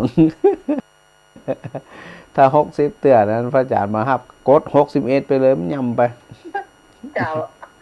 61แต่กดต่อไปเห็นเนาะ61มาฮับ62ร้องปลอกอีแน่เนาะเจ้ายำไปนะแต่บ้านโยมเห็นก็ฟังหลายอยู่พระอาจารย์เดี๋ยวนี้เป็นฟังกันกูบ้านเนี่ยเพราะว่าอาจารย์ม่วนมีอารมณ์ดีมีความสุขกว่าแต่นะคนนั้นฟังมันตึงท่าที่อยู่นั่นเนาะอาจารย์เนาะว่าเพิ่นเดี๋ยวก็ต้องเตรียมวิทยุอาบน้ำกินข้าวฟังสวดมนต์เตรียมแห่ฟังอยู่หั่นน่ะเจ้าแต่ก็นั่นน่ะบางส่วนกับบัตรบ้านก็เจ้าอาจารย์แต่อาจารย์จะเจ้ามันก็ได้มีสองละเจ้าอาจารย์เนาะต้องไปออกรายการพระอาจารย์เจ้ามันเร็ววันเวลาเร็วนี่พระอาจารย์จะ2 ชั่วโมงนี่เหลือแค่แฮม40นาทีน่ะจะหมดเวลาทำแล้วนี่เจ้าจะมีทางอยู่นะเจ้าอาจารย์เจ้าสาธุโดยแม่เทียนเจ้าเรียนเป็นกำลังใจพระอาจารย์เด้อสาธุเหมือนกันได้โทรพระอาจารย์มาเกี่ยมาโทรแบบเที่ยงจะไม่เทียนกับบ่ค่อยแข็งแรงเนี่ยบางนี่บ่ค่อยแข็งแรงบ่ค่อยสบายจะได้กับรักษาสุขภาพเน้อเจ้าสาธุแต่พออักเสบพระอาจารย์ทรมานมาเวลาจะเป็นเอี้ยยังมีปัญหาถามแล้วมาแต่กะครั้งแรกที่กินกล้วยน้ำลาตากับมันหายมาจากดีเจ้าแล้วก็มากินข้าวนึ่งมากินน้ำพริกมากินเฮ็ดทำไมได้มากินเฮ็ดแล้วมันเจ็บมันลำบากถูกต้องนี่ลำบากมาถูกต้องกับฟองมามันอักเสบจะได้กระดุมดูแลอันก็ปฏิบัติตามหมอเนาะปฏิบัติตามหมอดูแลตัวเองสุขภาพมันเป็นเรื่องของพื้นฐานขั้นเป็นเรื่องแรกที่เขาจะต้องใส่ใจก็คือในเรื่องของสุขภาพเนอขอทหารเก่าเนาะอาจารย์เนาะเจ้าจะได้กับรักษาสุขภาพเนอแม่เนอเจ้าบ้านเก่าก็ยังว่าเราล้อมน้ำนะเจ้าจะเป็นกำลังใจนะเจ้าไว้สารอาจารย์ยังเป็นกำลังใจให้นะเจ้า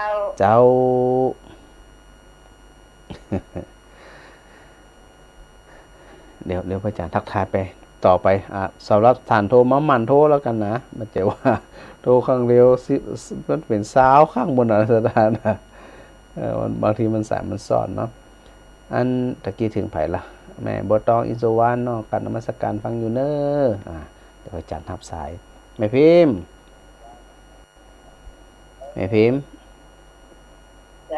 เจ้ากับมาสการเจ้าว่าอาจารย์เจ้าไม่มีบ่เคยทาเลยไอ้หยังฮะหายไปแต่ได้กับอ่ะโอ้เราซักฝากกันก็เสิร์ชเจ้าหมูเขาบ่ได้เล่นเฟซของเขาหาอาหารเฟซว่าวันไหนพระอาจารย์ออกมาเขาจะฮู้แม่นเสร็จแล้วเขาก็โทรมาถามวันนี้ไปจะได้นี่วันนี้สำนักปิ้งอยู่เลยในเอ็มเดียวนี่แม่บุญมันหนองแจ้งเนี่ยโทรมาหากระคืนอย่างนี้เอ็นดูเจ้าเนี่ยก็โทรมาแหมเจ้าอาจารย์ที่ว่าจะได้เนี่ยก็เปิดกระถามไปแล้วนะเปิดกระถามไปแล้วคำถามนี้มันดักปิ้งเนาะก็ตอบมาแล้วปัญหาความเดียวดังก็ดังอยู่ดังแล้วเจ้าจากนั้น มันบัดท่าเด้อมันได้ด้วยนะได้แต่มั่นใจกันกับพุทธิอูกันนี่นะ เจ้า มันหับได้เจ้า เจ้า จะคืนอูก็มาบุญว่ะบุญป้าจันอันแผนนี้มั่นดังเขาก็รับหน่อยจะห้ามใจนี่ว่าเขาป้ากันรับไปเลยนี่เจ้ารูปก่อนแล้ว เจ้าสาธุ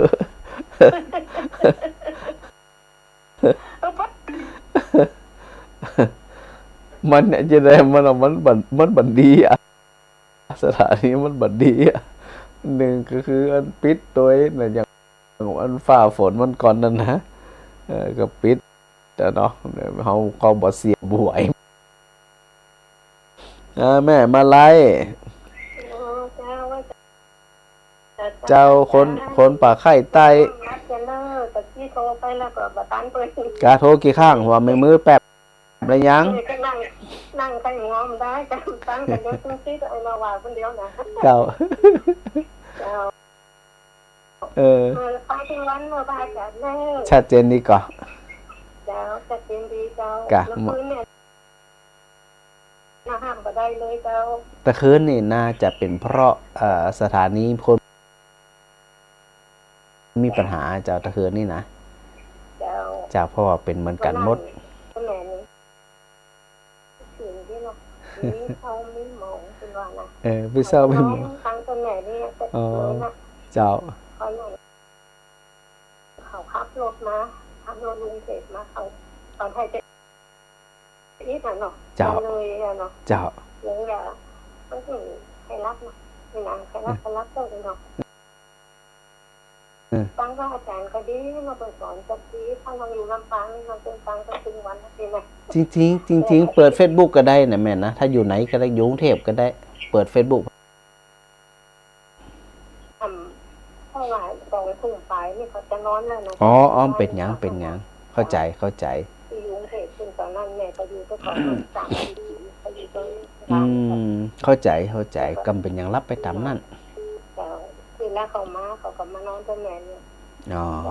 ฟังแล้วสุขใจฟังพระอาจารย์ทั้งวันอาจารย์เนอเป็นกำลังใจให้เลยเจ้าจะได้กระสาธุโดยเนอแม่เนอมันคือแม่ก็จะไปวัดเป็นจ้าตามแปลนเนี่ยก็มีตามแปลนคุณที่คุณได้สร้างหอระฆังนะเจ้าเนี่ย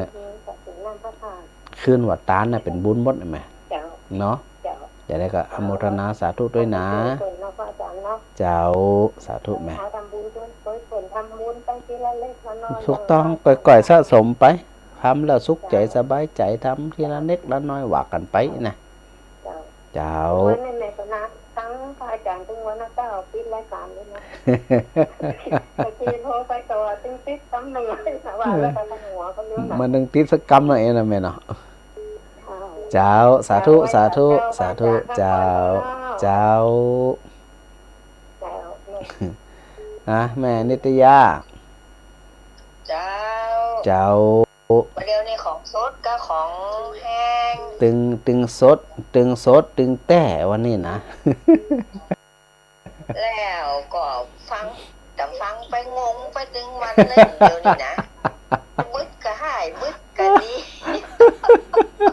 แล้วบอกใครเข้าใจไหมฮะเราฟังบางคนโทรมามันจะแค่เข้าวันอันนี้แหละเป็นการฝึกอันการสังเกตของศรัทธาศรัทธาต้องฝึกสังเกตเอาว่าบัดแต่นี่นะคือจะได้ยินแม่บัวไข่โทรนะว่าจะแห้งก็ว่าจะสดก็ถึงมาโทรไปถามเป็นสักกรรมเนาะนั่นน่ะเป็นว่าโอ้ฟังถึงวันน่ะแต่บ่ใครเข้าใจนะเดี๋ยวนี้นะมันงงไม่อยากพูดนะบึ้ดกันแต่บึ้ดกันหยังบ้องถ้าสำบุกจะหูเจ้าเพราะว่าถ้าเป็นซดเนี่ยมันจะเด้งขึ้นเลยหรือถ้า ผมแม่กันอยากเฟซบุ๊กบันจากแล้วก็หลานบ่าวก็มาเข้าบ้านเจ้าบัดเดียวจะเฮือมันอันขนพอเฮือนะเฟซบุ๊กเป็นแบกนะ ไปทำงานก็มาเข้าบ้านเจ้าบัดเดียวแล้วบัดเดียวนี่อยู่บ้านนี่คนเดียวนี่ลูกสาวก็ไปบ้านดอยพุ่นน่ะหอนพันยะแจ่พุ่นน่ะสบายเจ้าบัดเดียวอยู่คนเดียวสบายดูต่างฟังอยู่คนเดียวเนี่ยกันอยู่นอกนี่นะตัวเองนะดีละจะแต่ก็บัดแต่บ่ฮู้นะเดี๋ยวมันถูกพร้อมกำพร้อมกพร้อมกำไม่พร้อมกำอีล่ะเจ้าเพราะว่าพุ่งที่เก่าวันนี้ก็คือว่าวันนี้อีน่ะเนาะวันผูกวันพระก็เจ้าว่าวันฮื้อบนกับวันพระวันฮื้อบนกะวันฮื้อกะเจ้าถ้าจำมาพิษนะเจ้าน่าจะเป็นวันฮื้อวันที่25เจ้าก็วันที่25เจ้าบัดเดียวนี้ก็จะบ่ลืมหมดบัดเดียวนี้ก็จะไปวัดแล้วนะวันผูกนี่นะนานได้ยินโยมคนนั้นว่าวันผูกจะไปวัดนี่เฮาว่าวันผูกวันพระอย่างนั้นแหละใจเปิ่นไปวัดเปิ่นมีงานประเภทนี้เปิ่นอย่าหลายๆเจ้าแล้วก็บ่ได้เตรียมของใส่บาตรหยังสักอย่างน้าก็บ่ได้ซื้อแน่เพราะว่าหลานเขยกระต่ายเนาะก็ไปงานศพมาพอ 5 โมงน่ะวันนี้นะเจ้าเลยบ่อย่าหมดน่ะเจ้าสาธุแม่เจ้าสาธุที่แต่ว่ามันซื้อก็ลืมไปเป็นว่าวันเสาร์เป็นวันดับโหนแหละเจ้าดับโหนแหละดับโหนดับมันก็ดับ14ค่ำเดือน7เนาะเจ้าดับ14ค่ำเดี๋ยวนี้เดือน8ออกแล้วเนาะเจ้าเดี๋ยวนี้เดือน8ออกละสาธุเจ้า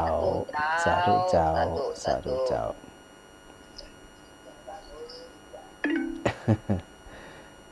แม่บ่ต้องอินสวรรค์นมัสการพระอาจารย์ฟังอยู่เนอโทรนึง10ครั้งแล้วบัดนี้ซะ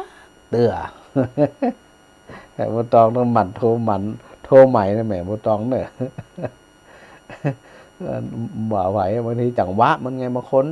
โทรกำเร็วน่ะจังหวะมันว่างพอดีเนี่ยพระอาจารย์ก็สามารถกดได้ทันทีนะเนาะเมตตามนภูมิสายนมัสการพระอาจารย์มาสาธุเนอร์ปอยงหยุดมณีวันนมัสการพระอาจารย์ครับสาธุโดยยายสุมเจนจักสาธุแล้วก็เดี๋ยวนะไหลพอก่อนไปนะเห็นแวบเดียวหายละโยมแม่จันจารัตน์กับไปสาเจ้านะติดตามมาฟังพระอาจารย์จากวิทยุโยมอ้อยนะสริยาสา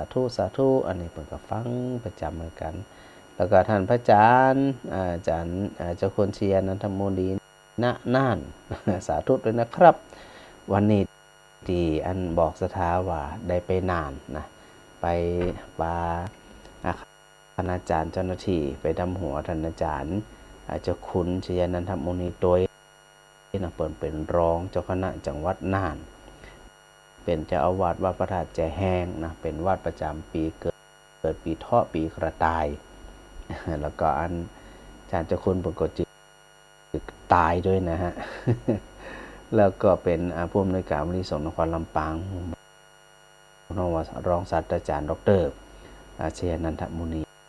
น่านนี่นะวันนี้ก็อาศัยทางผู้บริหารเจ้าหน้าที่ก็ปากันไปดำหัวแล้วครับ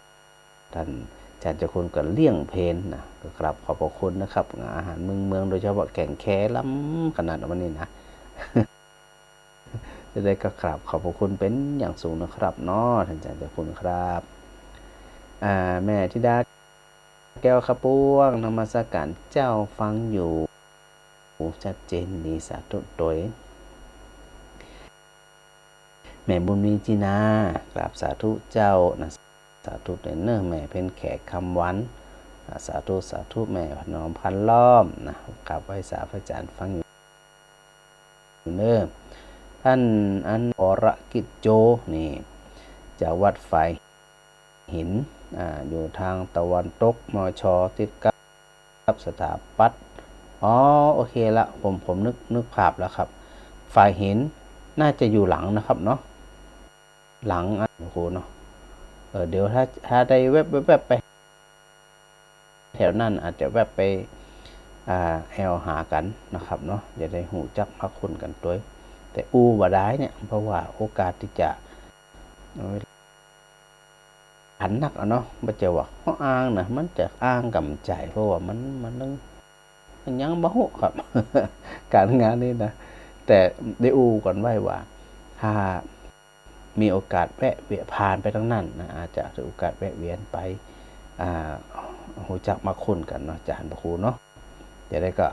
ต้องขอบคุณท่านอาจารย์พระครูสมวิสุวัตรด้วยนะครับที่ได้เชื่อมสัญญาณของวัดฝ่ายหิน104 เมกะเฮิรตซ์ก็ต้องขอบคุณเป็นอย่างยิ่งนะครับเดี๋ยวมีโอกาสปักกันเนาะอาจารย์พระครูเนาะสาธุครับโยมพรทิตาพรหมดภัยอันนี้จากวัดรวกนะวัดรวกบางบำรุจรัญ57นะโยมวัดรวกอยู่ที่กรุงเทพโน่นทักทายพระอาจารย์มาสาธุด้วยนะโยมแม่เรนูใช้วงดาบกับสัพพระอาจารย์สารปี104 ฝ่ายหินนี่ชัดเจน ถ้าต่างฝ่ายหินเนาะฝ่ายหินเป็นได้ริ่งสัญญาณก็จะเนี่ยเสียงตีพระอาจารย์กำลังออกอากาศเนี่ยได้ขยายนักขึ้นเนาะแต่แล้วก็อย่างที่ว่าตะกี้ก็ต้องขอบคุณท่านอาจารย์พระครูด้วยนะครับโยมแม่สุรางสวยฉลาดนะรับฟังรับชมอยู่เนอะสาธุโดยเดี๋ยวเนอะ ฮัลโหลไว้สาเจ้าท่านอาจารย์เจ้าอันนี้ไผที่ไหนตั้งใดพระอาจารย์บ่ได้จดเบอร์กะแม่พ้องจันทร์บ้านหนองมงไหมค่ะลำปางเจ้าเดี๋ยวเดี๋ยวพระอาจารย์จดกรรมเคยโทรมาอย่างนี้แม่เคยโทรเตี่ยตอนอันก็พระอุปคุตนะเจ้าอันนี้แม่ก็แม่ฟ้องจันทร์จ้ะฟ้องจันทร์แก้วพินิจจ้ะแม่ฟ้องจันทร์แก้วพินิจจ้ะแก้วพินิจบ้านเดี๋ยวก็แม่บ้านหนองมงเจ้าหมู่10ตำบลหัวเสือแม่ท่าลำปางโอเคหัวเสือนี้หนองมงหัวเสือเคยกับผ่านข้างนึงเรียงอุปคุตนะเจ้าที่ถามพระอาจารย์ข้างก่อนนั่นนะเจ้าโยมแม่อยากจะถามว่าอันสืบจะตาทุกเตียนนี่สืบจะตาอันเตียนทุกเตียนนี่ดีเจ้าก็ถ้าเฮามีเวลาและสะดวกดีหมดเจ้าอาจารย์คนบอกว่าทุกเดือนได้เลยจ้าแต่ว่าต้องระวังเรื่องไฟเรื่องปืนเรื่องไฟหน่อยเวลาจุดนี่นะเจ้าจุดในตีกลางอันตีมันมีตีห้องตีหยังในภาชนะตีมันบาลามตอมที่มันเผลอเนาะแม่เนาะโยมแม่ก็ใส่กระถางถูกนะเจ้าได้กะเป็นหยังสบายดีเนาะโดยปกติกับแบบป่วยบักไข้ยังนะแข็งแรงดีอยู่เห็นแม่มะลิเปิ้นโทรไปบ่อยขนมไทยเนาะเจ้าอันฮู้จักกันเนาะบ้านใกล้กันหั่นหยังเจ้าเพราะว่าโยมแม่ก็สั่งขนมเปิ้นเวลาทำบุญนะเจ้าอ่านบอกใส่เต็มที่ข้าวต้มเปิ้นก็ล้ำค่ะอาจารย์เจ้านั่นน่ะคุณภาพสุดยอดละแม่มาลีขนมไทยนี่นะเจ้าสั่งอันโยมแม่สั่งตลอดแล้วขอไปโยมแม่เนาะ70 บาทแล้วเนาะได้เลยเจ้าจากวัดพระอาจารย์จากลำปางไปตีวัดนะไก่ป่ะค่ะตีไหนจากตัวเมืองเจ้าตีไป15 กิโลละกัน15 กิโลเนาะ15 กิโล20 นาทีนะเจ้าทุกคืนแต่คืนนี้ก็การโทรไปหาเห็นอยากสงสัยสถานีมีปัญหาเนาะแม่นน่าจะเป็นอย่างนั้นแล้วจะคืนพระอาจารย์ก็ไปสวดงานศพตัวแต่คืนมาได้ออกรายการนะเจ้าโยมแม่ก็ฟังทุกคืนพระอาจารย์ออกเนาะเทศก็เวลาโย ยมแม่หลายๆท่านเนี่ยโอ้เจ้าชอบตรงประเด็นเลย ก็บ่ต้องไปอ้อมกันหยังแล้วก็มีจะได้ก็ว่ากันซื่อๆกันที่อากันเนาะเจ้าเจ้าถ้าฟังกันก็ ไม่สารนะ เจ้าสาธุเจ้า เจ้าเดี๋ยวแม่จะโทรไปเลยๆ ได้ เนาะ เลยแม่ฟ้องจานสาธุเจ้า เจ้าสาธุเจ้า สาธุสาธุ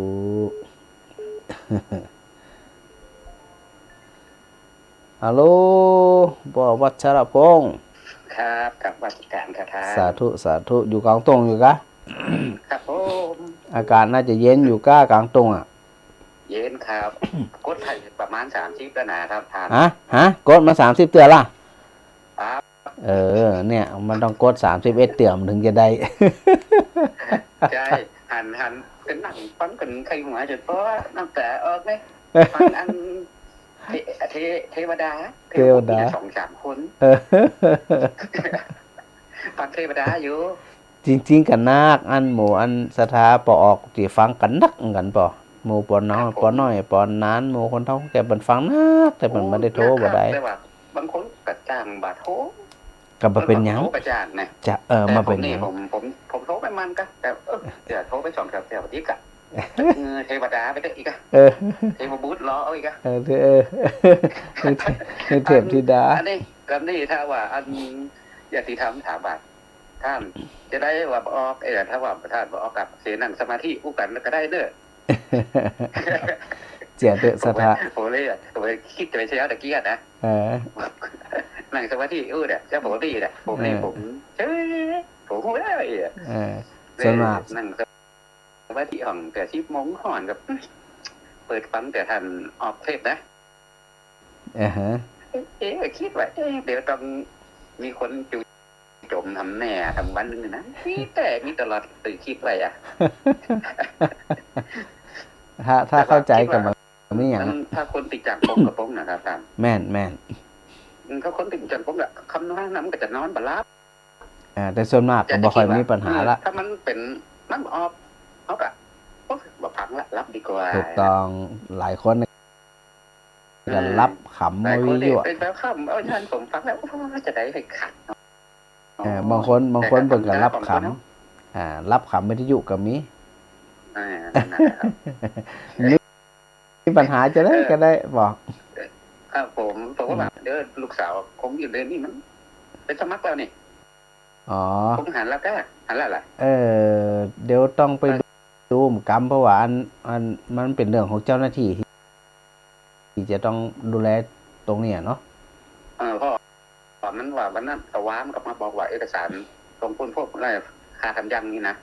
แต่ไปถามว่าเอาผู้ปกครองไปเซ็นก่อนก็เห็นว่าบัตรต้องครับเปิด2 สาขาอยู่ครับปตรีตอนนี้เนี่ยคณะพุทธศาสตร์แล้วก็คณะสังคมศาสตร์นะครับรัฐศาสตร์กับพระอาจารย์ดูแลอยู่คิดว่ามันต้องเรียนก็บอกว่าถามว่ามันเรียนไอ้นั่นของอาจารย์นั่นแหละก็ดีกับดีเลยมาเป็นลูกศิษย์พระอาจารย์นี่ ดีละสาธุป่ะครับผมสาธุอ่านเป็นทุเจ้าพระสงฆ์องค์เน้นจะได้ก็ยังมีโอกาสที่จะไปสมัครด้วยตัวเองนะแม่วลีให้แต่เจ้าพระอาจารย์เจ้าหันอันก็ได้ยินเสียงแม่มาลีแม่วลีก็นึกถึงไอศครีมเย็นๆน่ะเหมือนเดี๋ยวนี้นะถ้าจะได้เรียกมันนะสงสัยมันอยู่ใกล้บ้านหนองยางก็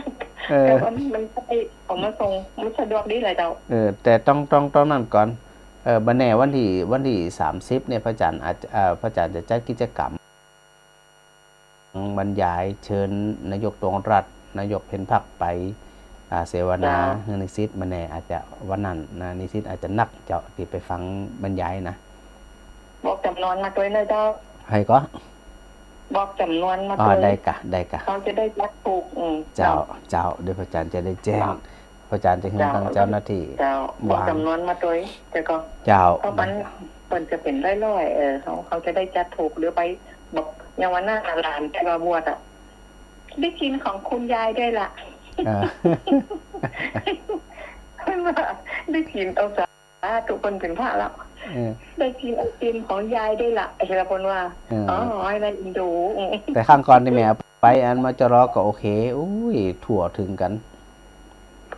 ถั่วถึงกันเลยแหละกินกันด้วยถั่วเจ้าบอกมากันแล้วกันเนาะเจ้าได้กระวานกรรมแม่ขออยู่ยังนะแม่ขอพระอาจารย์ถ้ามีเวลาเอานั่นออกให้แม่กันเกิดที่บ้านถ้าบัวเข็มโอเคนั่นแม่มาลองฟังสักคำเดี๋ยวจะว่าหำกำหนึ่งเจ้าว่าหำกำเจ้าแม่ต้องฟังกูคืนน่ะแม่ต้องได้ยินได้กะอันนี้ขนาดพระอาจารย์เตรียมอันนึงก็เตรียมจะอูเรื่องเมฆสูตรที่พระพุทธเจ้าตรัสถึงเรื่องเมฆเรื่องความเย็นความร้อนอย่างมูนี่นะยังบ่ได้อูความเตือนตั้งเข้าบ่ได้นี่เอาภาพมาให้พอด้านหลังนี่นะเดี๋ยวก็น้ำตกแหละเดี๋ยวก็เมฆแหละเดี๋ยวก็พระอาทิตย์แหละนอกวันฉันละเอียดมากบ่อันนี้แกนไว้อ่ะ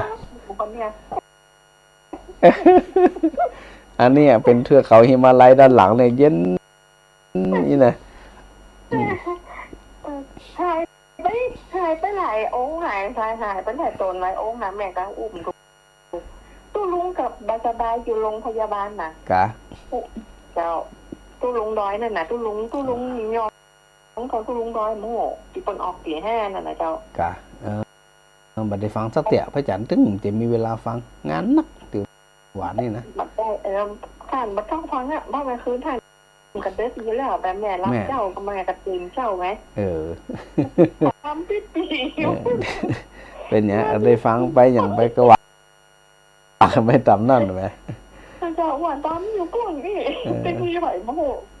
เขาหาจนนั่นว่าแม่ก็ฟังเป็นนักข่าวนาดีอินโด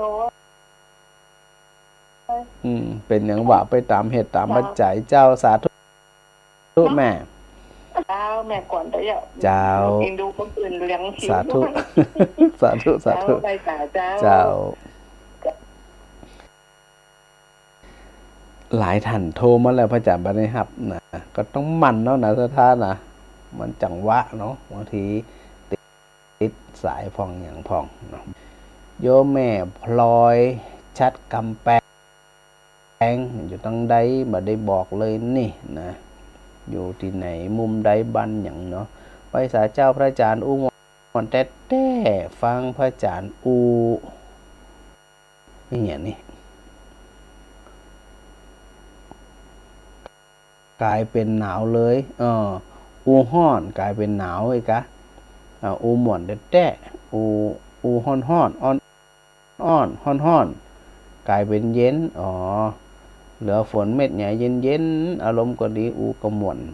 ก็ยังว่าเนี่ยจะไปเครียดมันสถานนะเดี๋ยวก็เดึกละเดี๋ยวก็แจ้งละมันมีอย่างชีวิตมีมืดแจ้งเงี้ยสลับกันไปมันจะแจ้งตลอดมันจะมืดตลอดคือความอดทนเนาะธรรมะก็คือเป็นความแปลว่าความคมใจนี่บางเรื่องบางราวเขาก็จำเป็นต้องแสดงออกก็ได้เดี๋ยวมันก็มืดเดี๋ยวมันก็แจ้งเดี๋ยวมันก็แจ้งเดี๋ยวก็มืดมันก็แค่นั้นอ่ะห้อนหนึ่งเหมือนกันมันจะห้อนตลอดปีเนาะเดี๋ยวฝนก็ตกในเขาสู่หน้าฝนทำละนี่นะเขาว่าสารมันจะได้มากระตึงตกเหมือนกันหรือเลยออกว่าสาไปก็จะได้หน้าหนาวทำละนี่บนหน้าหนาวหน้าห้อนทำละนี่มันจะเป็นชีมันก็จะเราจะเปลี่ยนสถานเข้าใจแล้วก็สุขใจละบ่ได้เครียดบ่ได้กังวลเนาะ โยมแม่มาลีกราบสาธุพระอาจารย์ฟังอยู่เนอฟังไปก็มีความสุขพระอาจารย์อุ้มม่วนอันนี้ก็ถือว่าอันเป็นกำลังใจด้วยนะศรัทธานะศรัทธาเป็นกำลังใจทุกเจ้าด้วยเจ้าเป็นกำลังใจศรัทธาแต่ก็จะไปลืมว่าหลายๆท่านที่อันโทรมาเนี่ยเขาก็อู้กันหลายครั้งหลายคราว่าการที่จะสุขภาพกายแข็งแรงนั่นส่วนสำคัญส่วนหนึ่งก็คือสุขภาพจิตนะที่ศรัทธารับเหมาะรับม่วนรับสบายเนาะหลังจากฟังรายการแล้วฟังธรรมะแล้วเข้าใจแล้วเนี่ยรู้สึกปล่อยรู้สึกวางเพราะว่าเฮาถือมันมาเมินเนาะเฮ เฮาเขกเฮาเขจิตใจเฮามาเมินนะเพราะเฮาบ่เข้าใจเนี่ยพอเฮาบ่เข้าใจมันก็รู้เหมือนว่าเฮาถูกข่มเหงเต็งอกสะปะสะปันนี่นะก็แต่ความเป็นจริงมันจะมีหยังกึดไปเลยกึดคนเดียวกึดจะหันกึดจะอีกึดไปก็ทับถมตัวเก่าเหียนะพระพุทธเจ้าบอกว่ามันไปจ่ายหยังเอาวันก็ความทุกข์ที่ไหนหมู่มาทับถมใจให้เป็นความทุกข์นะบางทีกำใจเรื่องของเขาต่อให้เป็นเรื่องของเขาถ้าเขาเข้าใจมันเหียมีสักอย่างจึงส่งผลไงที่ว่าสถาญาติโยมที่มีสุขภาพที่แข็งแรงขึ้นก็โรคภัยไข้เจ็บต่างๆ บางโรคเนี่ยมันอยู่ต่อมได้เนื่องจากว่ากายของเขาเนี่ยใจของเขาเนี่ยถ้าหากว่าเขารู้สึกปล่อยรู้สึกวางมันเบาอย่างมันก็พอเขาเข้าใจที่มันเบาพอมันเบาแล้วสถาขอลังกึดพอก็ว่าบัตุพระพุทธเจ้าบอกเราเฮาเว้นไว้แต่เกิดมาหมื่นปีแสนปีล้านปีแล้วเฮาจะทุกข์ใจตลอดกุจาดกันแสดงว่าถ้าสมมุติถ้าเฮามีความทุกข์ใจตลอดทุกจาดเนี่ยหรือตลอดจาด แสดงว่าเฮาบ่ได้ซึมซับรสของพระธรรมเลยจะเป็นเรื่องตามปกติของมันก็ในเรื่องของโลกธรรมที่ว่ามีลาภเสื่อมลาภมีสุขมีทุกข์มียศเสื่อมยศมีสรรเสริญมีนินทามันก็เว้นก็อยู่แค่นี้เพราะศรัทธาเข้าใจแล้วเป็นจะได้เอาให้นี่เหมือนกับออกไม่ออกหลายคนที่โทรมารายงานมันก็โทรมารายงานผลของการฟังธรรมของการปฏิบัติธรรมซึ่งพระอาจารย์ก็มั่นใจเหลือเกินว่า มีปออกไม่ออกปหลวงไม่หลวงปอุ้ยไม่อุ้ยหลายคนเลยทีเดียวละที่เบิ่นมาได้โทรมาแต่ได้รับอานิสงส์ของการฟังธรรมและสุขใจยากระแทบบ่ได้กินละยกเว้นว่าโรคบางโรคก็ต้องปรึกษาหมอโดยไม่ใช่ว่าละจนมันกำเริบ จะไปให้มันกำเริบอาจจะลดปริมาณลงนะแต่ถ้าหากว่าอยู่ในดุลพินิจของหมอใจของเขาเนี่ยบางทีพอเขาไปเนี่ยจิตของเขาเป็นทุกข์มันก็ส่งผลถึงสุขภาพกายทุกตัวโรคหลายๆโรคมันเกิดจากจิตพอจิตมันสร้างมันปรุงแต่งมันสร้างเรื่องราวมันมาทับถมมันมาเครียดมาอย่างต่างๆมันก็เลยเนี่ยสุขภาพกายเนี่ยของตัวเองเนี่ยมีปัญหาเนี่ยสถาสิ่งที่เขาฟังธรรมก็ดีปฏิบัติธรรมก็ดีมันหันผล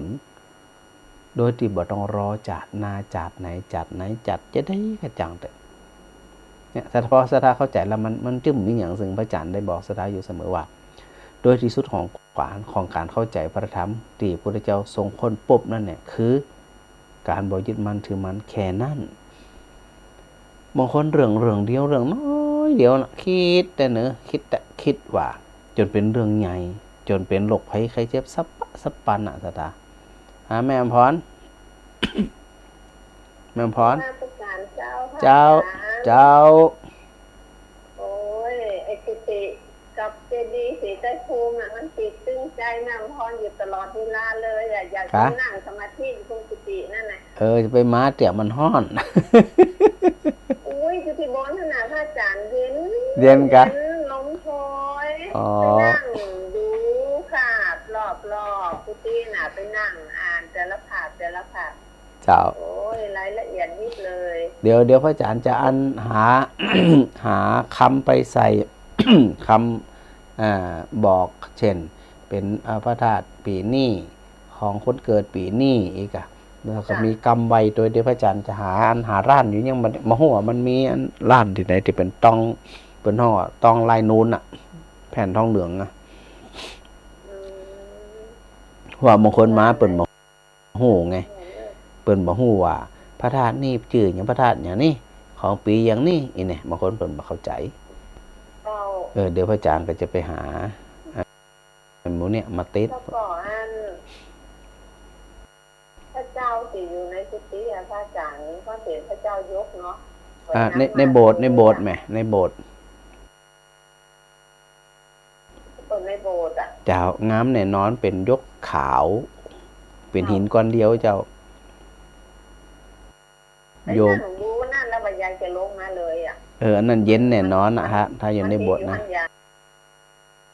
ในโบสถ์น่ะโอ้ยเจ้าอยากให้ลงอยู่ที่อันที่คณะหนาที่ถุงจู้ตุ่นหนาพอดีมันอากาศเย็นๆลงไปลุมจู้ปุ่นแล้วก็พอขึ้นมาบนเราพอเป็นอะไรกระจืนตาจืนใจพระองค์มันจุ่มใจดูเสียดีสีใจพงก็โอ้ยสีก็สวยงามสีแบบเป็นเครื่องยังไงบอกถูกเลยอ่ะองค์พระประธานในโบสถ์เนี่ยโยมบางเปิ่นอยู่เชียงใหม่เปิ่นนำมาถวายเนาะเมื่อปี52แล้วเจ้า10 กว่าปีละที่ในโบสถ์นะน้ำเป็นเนื้อเป็นน้ำถึงเป็นหนังอ่านค่ะแบบใส่รายภาพที่บริเวณถ้าเขาเผื่อไปช่วยหานี่ใครจะบรรลุมาแล้วเขาเยี่ยมขนาดเขาหัวทุกคนเป็นร้อยอยู่ว่าจะลากลับบ้านก็บอกคุณจะฝังกลับนี่อย่างเนาะเนี่ยเพราะรู้นะมันมีสัญญาพระอาจารย์มันบอกประตูเลยอ่ะจะมันเย็นตัวในโบสถ์นะแล้วก็ภาพตีหันเนี่ยพระอาจารย์เป็นคนถ่ายมาจากอินเดียแล้วก็ฮึงสลาอินถ้าจำผิดนะเปิ่นวาด ซึ่งวาดได้ดีมากก็เหมือนกับอยู่ในอินเดียเลยอ่ะเคยมีวัดไหนที่บอกรายละเอียดอย่างนี้เลยแต่ละภาคหมายถึงนั่นพระพุทธเจ้าเป็นยังไงนั่นเนี่ยแม่พ่อไปนั่นอ่านแบบไม่ได้ถูกขาดพอดีใช่เขาเผื่อไปด้วยหาบอกพ่อแม่พ่อก็ล้ออยู่โอ้ยมันเป็นอย่างจะกลับมาหนึ่งคนยังมาถั่วดีเลยอ่ะเป็นอย่างมันต้องได้มาใหม่อยู่ละมันจะต้องได้ไปที่เพข้างหนึ่งไปดูมันจนงดใจวันนั้นมันไปได้กึ่งตาตัวไปต้อยหาอย่างเงี้ยแม่นน่ะเป็นอย่างหวานใหม่จะได้ก็หวานใหม่งามสูงดูถึงชัดบนจะอยู่ในโบนี้สุขใจมากจ้าเดี๋ยวม่ามกำกันโน่นแหละหน้าฝนหน้าหนาวอากาศดีเจ้าไปหน้าหนาวนะพ่อจ๋าเจ้าหน้าหนาวเนี่ยโอ้เหมาะเลยลงไปบันไดหนาตรงนี้หนาซุกเลยก็พอขึ้นมาอีกหนาเนาะเจ้าเดี๋ยวร้อยกระทงเนี่ยพระจ๋านั่นจะเงินก็จ่ายปนอโคมไฟจะประดับโคมไฟหลอบโบสถ์หลอบเจดีย์เจ้าหวังแล้วจะได้หนีปิ้งประมาณนี้แหละเน้นหนีปิ้งเจ้าเดือนพระอาจารย์ก็ถึงศรัทธาได้ปูจาแขวนปูจาประทายังไปแล้วใจเจ้าไปแล้วง่ายๆเจ้าไปแล้วใจเจ้าไปวันนั้นยังไม่ตึงตังเลยเจ้าแต่ว่าใหม่ได้เจ้าสาธุแม่เจ้าสาธุแม่พรสาธุเจ้าโยมออดนะกันกุณภาสาธุนะการไฟฟ้าส่วนภูมิภาคบางเขนได้ทักทายพระอาจารย์มาทางกล่องข้อความ ยังไงก็อนุโมทนาสาธุด้วยนะกำลังพูดถึงในเรื่องจริงๆติดค้างไว้หลายเรื่องของพระอุปคุตว่าจะคุยกันอีกหนึ่งรอบก็ยังไม่ได้คุยแล้วก็หลายเรื่องที่พระอาจารย์ติดค้างญาติโยมอยู่ก็ไม่เป็นไรเนื่องจากว่าเราต้องเจอกันทั้งปีอยู่แล้วนะ20:00 ถึง 4:00 ของทุกวันขึ้นอยู่กับว่าช่วงไหนที่พระอาจารย์ว่างไม่ว่างก็ปรับไปตามนั้นแล้วก็เรื่องอะไรท่านที่ดูพระอาจารย์จาก Facebook เนี่ยโยมก็จะเห็นเทือกเขาหิมาลัยเนาะซึ่งเป็นหิมะขาวโพลนก็แน่นอนที่สุดว่าแค่เราเห็นก็เย็นใจตัวสัญญาว่าถ้าเป็นน้ำแข็งเป็นหิมะมันจะทำให้อากาศเย็นแม้ว่าบางทีเนี่ยเราไม่ได้อยู่บริเวณที่มีหิมะลง แต่ด้วยสัญญาที่เราจำไว้เนี่ยว่าเห็นอย่างนี้แล้วมันต้องเย็นมันก็จะช่วยให้ใจเราหรือความคิดเราเนี่ยมันผ่อนคลายลงจากอาการร้อนนี่นะมันก็เบาลงเย็นลงสบายลงมันมีผลหรือไม่มีผลอย่างไรที่พระอาจารย์ได้เปรียบเทียบว่าเหมือนกับเราไปเห็นคนอื่นเขากินมะนาวเปรี้ยวไม่ได้แตะไม่ได้สัมผัสมะนาวเลยแค่เห็นใครคนใดคนหนึ่งกินเราก็รู้ถึงรสชาติเพราะอะไรเพราะตัวสัญญาเขาทำงานว่าน้ำลายต้องสอเห็นไหมว่ามันเปรี้ยวมันไม่หวานอันนี้คือตัวสัญญาดังนั้นเนี่ยถ้าเราเข้าใจบริบทเข้าใจธรรมชาติเข้าใจธรรมะเนี่ยก็จะทำให้ชีวิตของเราเนี่ยแทบจะไม่มีความหมายอะไรเลยใช่ไหมมีความหนักแน่นมีความมั่นคงถ้าเราฝึกมาอย่างนี้เนี่ยใครก็ตามฮะมันย่อมทำให้ความเศร้าโศกความร่ำไรรำพันความทุกข์เนี่ยมันคลายไปเบาไปจางไปหากเราทำอย่างนี้เรื่อยๆเนี่ยก็จะทำให้มันขาดไปได้เช่นเดียวกันขาดอะไรขาดจากความทุกข์โดยสิ้นเชิงอันนี้ก็ให้พวกเราทั้งหลายได้ฝึกได้เข้าใจค่อยเป็นค่อยไปแต่ว่าให้ทำต่อเนื่องเนาะเวลาหมด2 ทุ่มยังไงก็อนุโมทนาสาธุนะญาติโยมทุกท่านที่ได้ติดตามรับฟังพระอาจารย์ทางสถานีวิทยุเพื่อการศึกษาวิทยุสงฆ์นครลำปาง 106.5 เมกะเฮิรตซ์หรือรับชมรับฟังพระอาจารย์จาก Facebook Live นะฮะทุกคืนก็ต้องขอโมทนาสาธุด้วยเนาะถือว่าเป็นโอกาสที่เราจะได้สนทนาธรรมกันแล้วก็ถวายความเคารพครูบาอาจารย์หลายรูปหลายท่านนะที่ได้แวะเวียนมาให้กำลังใจกันแล้วก็ต้องกราบขอบพระคุณเป็นอย่างสูงถ้าจะได้วันพรุ่งนี้เดี๋ยวดูผมกำก่อนนะเพราะว่าอันคุณพรุ่งนี้เป็นคืนสุดท้ายนะคืนสุดท้ายของงานศพของโยมป่อเจ้าอาวาสวัดศรีเตยภูมิเนี่ยนะเปิดเอาศพไว้ที่บ้านซึ่งคืนวันพระอาจารย์ก็งานศพเปิดตัวแล้วก็วันเสียตัวที่วันเผาวันพัดก็คงจะปีกตัวไปในบันไดละก็ว่ากันทำกรรมนะถ้าพระอาจารย์สะดวกจะได้ก็คงจะออกอันรายการนำเทพออกรายการเนาะสถานเนาะจะได้ก็ปะกันใหม่อยู่ดีมีสุขจะไปลืมนะที่ได้บอกอยู่เสมอว่าฝึกจิตของเขามีความแกล้วกล้าอาจหาญฮึกเหิมโดยตลอดเนาะโมทนาสาธุนายโยมแม่อมพรบุญมาปะฟังดูอยู่จากแท่นดอกไม้จอมตองโมทนาสาธุเนอะปะกันใหม่ครับถวายความเคารพครูบาอาจารย์ทุกรูปครับผม